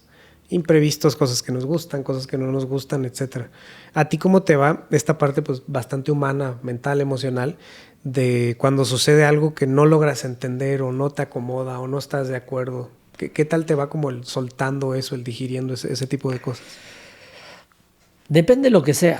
Bueno, sí, de cosas a cosas. Si es un problema nuestro, o sea, para mí todo tiene que estar resuelto antes de filmar. Nada queda librado al azar antes de filmar. Lo único que queda librado al azar, y no tampoco tanto, es improvisar con los actores y generar algo nuevo con los actores. O alguna toma que aparezca mágicamente porque a alguien se le ocurra o lo que sea. O sea, cosas que sucedan así, ¿no? Pero todo lo demás tiene que estar todo perfecto. O sea, todo. O sea, yo no dejo nada librado al azar. Si voy a hacer efectos visuales, efectos especiales, hay pruebas. Yo no voy a una filmación si no pruebo las cosas antes. Yo no voy a probar algo en una filmación. Las filmaciones no son para ensayar pruebas. Es muy cara. Una filmación es un taxi. O sea, es un relojito y corre y prum, ¿no? Y entonces yo no voy a improvisar. Todo eso se prueba antes, ¿no? Eso hace que por ahí sea un poco más caro, porque el proveedor que tiene que probar tiene que tener que comprar materiales, probar su gente, lo que sea, puede costar, pero no me importa. O sea, eso no se puede probar en una filmación. Entonces, más caro es para la filmación. ¿Eh? Más caro es para una filmación. Más caro es para una filmación 3-4 horas porque hay un efecto que no sale. Entonces, en general, pocas veces tengo cosas que no salgan. Puede pasar, puede fallar. Cuando falla, hay que ver qué es lo que falla y tratar de ver cómo se resuelve. Si es algo que técnicamente no se va a poder resolver, se ve la manera de contarlo de una manera diferente, lo que sea, y se le propone a agencia cliente, miren, pasó esto, se puede hacer esto. ¿Están de acuerdo? Si están de acuerdo, bien, seguimos adelante. ¿No están de acuerdo? Listo, vámonos a casa, venimos mañana, ¿no? O sea, listo, ¿qué vas a hacer? ¿No? O sea, se rompe una cámara, hay que esperar a que traigan la otra, ¿no? Pueden pasar cosas así, pero bueno... A mí me desespera más si es algo que se te va la luz, por ejemplo, pero si estás en un interior, lo que sea, listo, son ponderantes, te sentás, antes me fumaba un cigarrito, tranquilo, lo que sea, ahora ya no fumo, me pondré a platicar o lo que sea, y esperar tranquilo a que se arreglen las cosas. O sea, tampoco puedes volverte loco. O sea, que uno se vuelva loco como director, cuando algo falla así o lo que sea, no significa que eso se va a arreglar. Me encantaría que esto lo escucharan muchos directores. Pero es una realidad y lo único que haces es poner nerviosa a la gente que está tratando de arreglarlo. Y es cuando más se equivoca la gente, cuando más la presionas. Pero, no sé. yo lo que muchas de esas cosas, digo, yo fui asistente de dirección, fui second, o sea, fue todo. Trabajé, o sea, en alguna filmación hice de staff, en otra filmación fui de asistente de utilero, aprendí a ponerle escarcha a las botellas de Coca-Cola. O sea, cuando yo empezaba, lo único que me interesaba era estar en una filmación, haciendo lo que sea. Lo que sea. Más, mis primeras 3 filmaciones nunca vi la cámara. La vi cuando llegué, saludé y me pusieron en lugares donde no veía la cámara. Entonces, listo, yo sé lo que significa hacer cine y lo que significa la gente y conozco a la gente. Yo, habiendo hecho eso y habiendo trabajado de seco, lo que sea, vos sabés lo que cuesta hacer algo. Como director, vos podés sentarte en tu trono y pensar que todo es fácil, lo que sea, a la gente le cuesta. Entonces, es lo que decía antes, esa gente es la que va a hacer que tu barco siga adelante. Si esa gente no está, no lo haces solo. Entonces, si yo le grito a esa gente, si yo maltrato a esa gente, ¿por qué? O sea, si alguien la caga, tendrás que hablar con ese que la caga. Si la cagó de una manera que no funciona, va, ¿y para qué lo vas a maltratar? Listo, ya, no, listo, va y venga otro. O sea, ¿por qué hay que maltratar a alguien? ¿No? Sí, a veces te puedes desesperar y puedes levantar tantito el tono, o exaltarte o acelerarte. Yo soy acelerado, yo soy ansioso, quiero que todo esté rápido. O sea, yo soy ansioso. En la vida soy ansioso, no solo en el cine. Entonces hay ciertas cosas que quiero que estén rápido, sobre todo en el cine quiero que estén rápido porque lo que no quiero es perder 2 horas en una puesta en escena para que después me queden 30 segundos para filmar con los actores. No, yo quiero que los actores tengan mi tiempo para trabajar y que quede bien lo que tienen que hacer. ¿No? Que no me roben el tiempo otros departamentos, ¿no? O sea, que me dejen ese tiempo. Entonces, pero no, eso del maltrato yo nunca lo entendí. Y yo he trabajado con un director cuando asistía que maltrataba, duramos muy poco. ¿Por qué? O sea, porque te tiene que maltratar. En la vida, porque alguien te tiene que hablar mal. Porque alguien tiene que ser grosero con uno. No, chinga tu madre, o sea, no. Pasa seguido. Cada vez menos, afortunadamente. Bueno, eso está buenísimo, que pase menos. Eso está increíble. Eso debería desaparecer de los sets. ¿Sí? A mí eso de los tiranos en la vida en general no me funcionan. No solo en el cine, en la vida. O sea, sí, a lo mejor en el ejército sí, pero pues acá no. O sea, tampoco, el ejército me caga. O sea, ¿para qué quieren? ¿Para qué hay ejércitos en el mundo? O sea, absurdo. O sea, chao. Sí. Bueno, es que nos podemos soltar horas de por qué sí, por qué no. Oye, Hernán, ¿y de dónde encuentras, cómo le puedo llamar? La valentía, la fuerza, la energía para continuar. Digo, aparte de que eres inquieto, de que te gusta lo que estás haciendo, pues siempre acabas un proyecto y pum, ya está. Y el cine, las filmaciones constantemente son un recomenzar. Son un otra vez desde cero. Ajá. Aquí está terminado su comercial, ya está mi corto arriba. ¿Qué sigue? La página en blanco es de alguna manera constante. Sí, lo más difícil a veces es cuando pasa un tiempito y no tenés trabajo, que tenés ganas de trabajar. Te gusta lo que haces y estás pensando y lo que sea, pero bueno. Pero el tema de cómo, de dónde sacar, la verdad que es, digo, uno trata de encontrarle, yo por lo menos, trato de encontrarle algo de qué enamorarme de cada proyecto que hago. Hay proyectos que te enamoran porque el guión está buenísimo. No hablando de publicidad, ¿no? Hablando de publicidad. Copy muy bueno. Está muy bueno, está lindo para hacer. Otro porque necesitas hacer efectos especiales. Yo hice una vez un comercial donde hicimos una tienda de discos y la explotamos en un foro. Ok, eso era vía para enamorarse.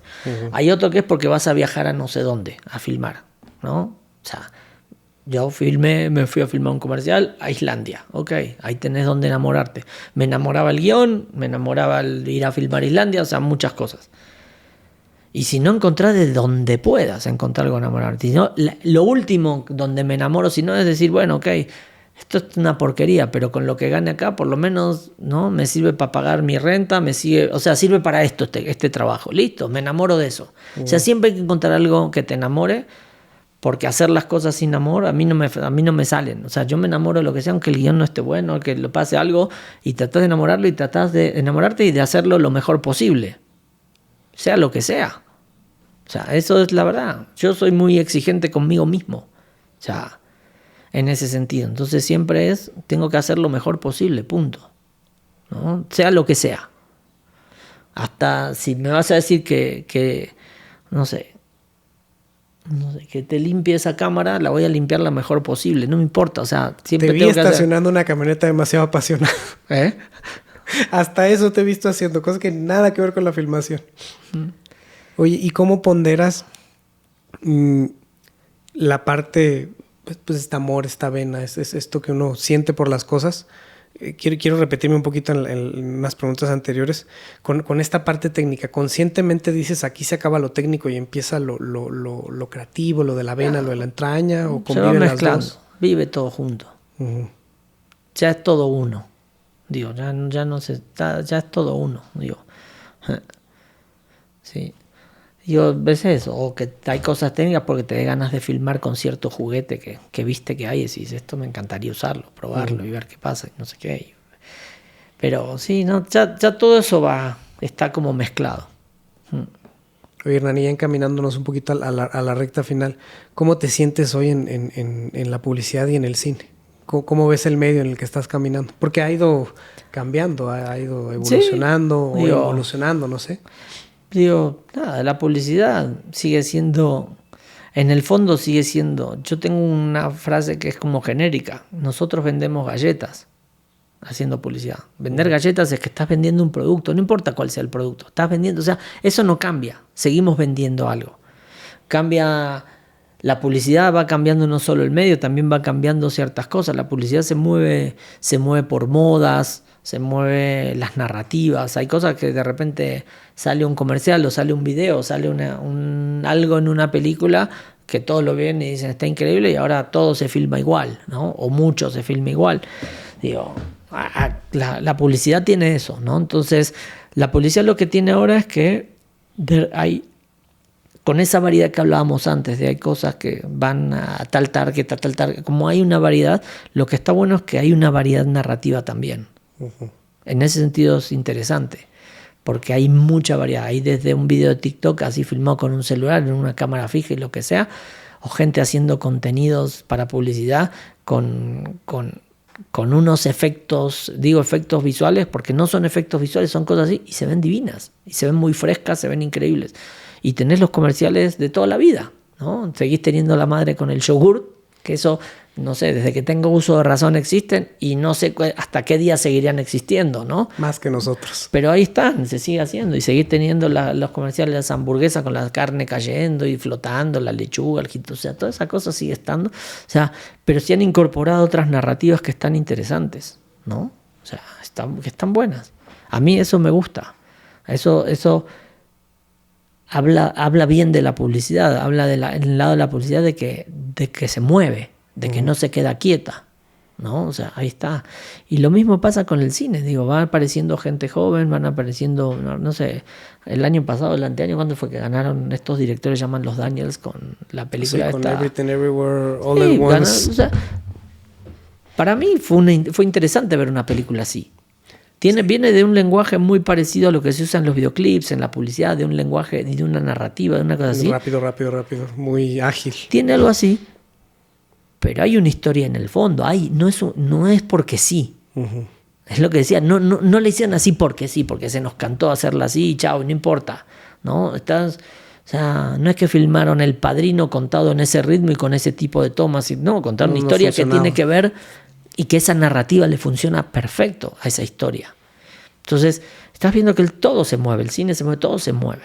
Está bueno, digo, las plataformas trajeron cosas buenas, cosas no tan buenas, empezaron de una manera, cambian, todo se va moviendo, hasta que un día encuentren un equilibrio, ¿no? Pero está bueno, yo qué sé, me parece que está interesante, digo, hoy me parece que para los jóvenes está increíble, me parece que hay un mundo a futuro para todos los que quieren hacer cosas audiovisuales muy grande, mucho más grande que hace más de 30 años que yo empecé con esto, ¿no? O sea, sí, más de 30. O sea, hay un mundo mucho más grande Entonces es interesante, ahí se pueden explorar un montón de cosas, hay medios audiovisuales donde uno puede poner las cosas que son nuevos, que son diferentes y que uno puede tener una narrativa diferente, no necesitas hacer todos contenidos para el cine. O sea, no todo es para cine, no todo es plataforma. O sea, hay gente que genera los contenidos para TikTok, hay gente que genera contenidos para redes sociales y que no son con el contenido ¿cómo se llama? Del que recomienda el restaurante. No hablo de esos, sino gente que hace contenidos humorísticos. Cosas audiovisuales. Cosas audiovisuales, sí. O sea, es lindo eso. O sea, uno puede pasarse horas viendo de esas cosas, ¿no? O sea, interesante. También puedes pasarte horas viendo mierda, pero, ¿no? Pero me parece que es un buen momento, digo. Y es un momento donde hay cosas que todavía se están acomodando, las plataformas están viendo exactamente qué, ¿no? Hubo un boom hace unos años con la pandemia, ahora se están equilibrando, una cierra, la otra se acomoda, la otra no sé qué. Sí, hay cosas que van a cambiar, pero que la gente esté ávida de contenidos cada vez más. La gente le gusta ver contenidos. Digo, yo soy una persona a la que le gusta ver cosas. Me gustan las pantallas, me gusta ver algo en una pantalla. Entonces, si lo que veo está bueno, yo me engancho y veo, ¿no? Es eso. Puedo ver cine, puedo ver deporte, puedo ver tonterías, puedo ver lo que sea, ¿no? O sea, pues yo creo que es un buen momento, es un momento interesante. Si es bueno o malo, se verá en 20 años si fue bueno o malo este momento, pero es interesante, está movido. Pues para empezar la parte tecnológica, ¿no? Que platicábamos un poquito afuera de cámaras, es fácil. La parte tecnológica es increíble. O sea, yo siempre digo, o sea, si todas estas... Los celulares, o sea, yo cuando estudiaba cine y hacías un corto o lo que filmaras, tenías dos opciones. O sea, el video profesional no había tanto, había cosas, se llamaba, lo que había era Umatic, ni siquiera estaba el beta todavía, había unos Umatic que eran espantosos, pero no tenías acceso en la escuela de cine a eso. Tu acceso a la escuela de cine en general era, o filmabas, de la primera escuela hicimos Super 8, estaba buenísimo, ¿no? Pero después filmabas o tus cortos en 16 o hacías, o sea, las prácticas en fílmico Super 8, pero era caro, el negativo era caro, aunque sea Super 8 tenía un precio alto. Y si no, te tenías que ir a hacer en los VHS o las Super VHS, que no tenían ni diafragma, o sea, no podías iluminar, no podías iluminar, pero había que compensar la luz para que no se quemaran los blancos, no se enterraran los negros, porque compensaba, tenían diafragma automático. Entonces, yo cuando hace unos años sale la 7D y la veo, digo, ¡oh, Dios! ¿Cómo esto no estuvo? Si esto hubiera estado cuando estábamos en la escuela de cine, hubiera sido una felicidad absoluta. Y poder editar en tu computadora en tu casa. No tener que rentar una isla de edición para editar un corto, que había que juntar la plata entre todos y tenemos 5 horas para editar un corto. 5 horas, porque ya no tenías más plata, ¿no? O sea, y había que correr, o los equipos de la escuela de cine, que había que pedir turno, y entonces en los equipos de la escuela de cine te daban 2 horas un lunes, 2 horas el jueves, y ya 4 horas a la semana te podían dar. Y decías, ¿cómo edito un corto en 4 horas a la semana? Me tardó 3 meses, 4 meses solo en editarlo, no sé cuánto me va a tardar, ¿no? Y después ves lo que hablábamos, los celulares. O sea, el director que ganó el Oscar con Anora, su primer película está hecha con iPhone 5. Si vos hoy ves el iPhone de ahora y decís, claro, el iPhone 5, la cámara era una mierda al lado de lo que es ahora. O sea, y el tipo filmó una película con 2 iPhone y su película es buenísima. Y yo con ojo entrenado de cámaras, que si está hecho en fílmico, si está hecho con lentes no sé qué, o sea, uno que tiene los ojos más entrenados, yo a los 5 minutos de empezar esa película ya me olvidé que estaba hecha, o sea, ya ni pensé en que estaba hecha. Yo ya sabía que estaba hecha en teléfonos, cuando la vi ya sabía que estaba hecha en teléfonos, la veo, a los 5 minutos empiezo a entender, tiene mucha profundidad de campo, está hecha con el teléfono, esto se ve así, los colores, o sea, tardé 30 segundos en pensar eso y después me metí en la historia de una manera que ya te olvidás, no te importa nada, no te importa si está hecha con celular, con fílmico o en IMAX. ¿Qué importa? Su historia es tan buena, ¿no? Y decís, si eso hubiera estado hace 30 años, qué felices hubiéramos sido. Éramos felices con la mierda que teníamos, imagínate con esto, ¿no? O sea, está increíble. Sí, la tecnología ha traído para mí está bueno lo de la tecnología. Ok, Hay directores de cine top que dicen no, que el fílmico y filmar... Sí, el fílmico sigue siendo lo mejor para filmar y estoy totalmente de acuerdo. Totalmente de acuerdo. Ojalá todo se pudiera hacerse en fílmico, que tuviéramos el presupuesto para solo usar fílmico. Porque la diferencia sigue siendo grande entre el fílmico y para mí, por lo menos en mi percepción. Pero la tecnología y abaratada le da acceso a un montón de gente a poder hacer cosas que antes no hubieran tenido acceso. Si antes no hubieran sido cineastas. No. Por eso también hay más cineastas, hay mucha más gente haciendo cosas. Está bien. El mundo es así. Digo, ¿eh? Está buenísimo. ¿Algo que quieras agregar? No sé. Le hablé mucho. No, mi labor es dejarte. Yo ya más o menos sabía lo que venía. Entonces yo estoy muy agradecido de haber tenido una conversación tan amena y con una persona tan enamorada de lo que hace como tú. Sabes mucho de lo que nos traía para acá. Gracias a Erika también que propició la entrevista. Y yo pensaba que no ibas a querer, la verdad. Y Erika fue la que me dijo, sí va a querer. ¿Por qué no? Digo, no es que me gusten las cámaras, no sé qué, pero me gusta hablar. O sea, y aparte hay algo que es interesante, que solo decíamos antes, fuera de cámara. El único momento en que uno piensa cómo trabaja es cuando se lo cuenta en todo caso. Yo no teorizo sobre mi trabajo. No hago una teoría sobre mi trabajo. Yo trabajo así y así, porque esto, por el otro. O sea, no, yo trabajo. Uno ya lo tiene incorporado y así trabajas. Ponerte a hablar de cómo uno hace las cosas te permite teorizar sobre lo que haces, ¿no? Y de alguna manera es interesante ponerte a pensar por qué haces ciertas cosas, ¿no? Que si no, en el día a día uno se pone y trabaja, no pensás por qué lo estoy haciendo de esta manera, ¿no? Entonces, nada, me parece, está divertido, no sé, me gusta este tipo de cosas, nos conocemos aparte, nos llevamos bien, me sacaste una foto muy bonita una vez en un rodaje, o sea, entonces, no, está todo, la verdad es que está bueno, no, gracias por invitar, o sea, ¿por qué no iba a querer? No, te agradezco de verdad de todo corazón que hayas sido parte de la entrevista, que hayas sido parte del proyecto. Además que nos lo pusieras todo tan fácil, nos abriste las puertas de tu estudio, aquí nos tienes, nos trataste de maravilla, nos dejaste mover todo lo que quisimos, nos ayudaste a mover cosas, entonces... Ahora arreglar todo. Ahora hay que... vamos a pulir acá y a pintar una pared para pagar todo lo que rompimos. No, de verdad, te agradezco muchísimo. Pues nada, este es tu espacio, te lo digo de todo corazón. El día que necesites lo que sea, que ves, que quieras platicar otra cosa, quieras anunciar algo, es de verdad tu espacio. Y pues muchas gracias. A ustedes, gracias por invitar, de verdad. Pues bueno, este fue nuestro capítulo. Al abierto de mi despedir allá. Pues nada, este fue el capítulo número 13. ¿No le estoy regando, Frank? Producción. 13 de Uniendo Puntos. Muchísimas gracias por estar aquí hasta el final acompañándonos. Tuvimos a Hernán Kesselman con nosotros. Yo fui Eleazar Viló y nos vemos la próxima semana en este tu espacio. Chao, chao.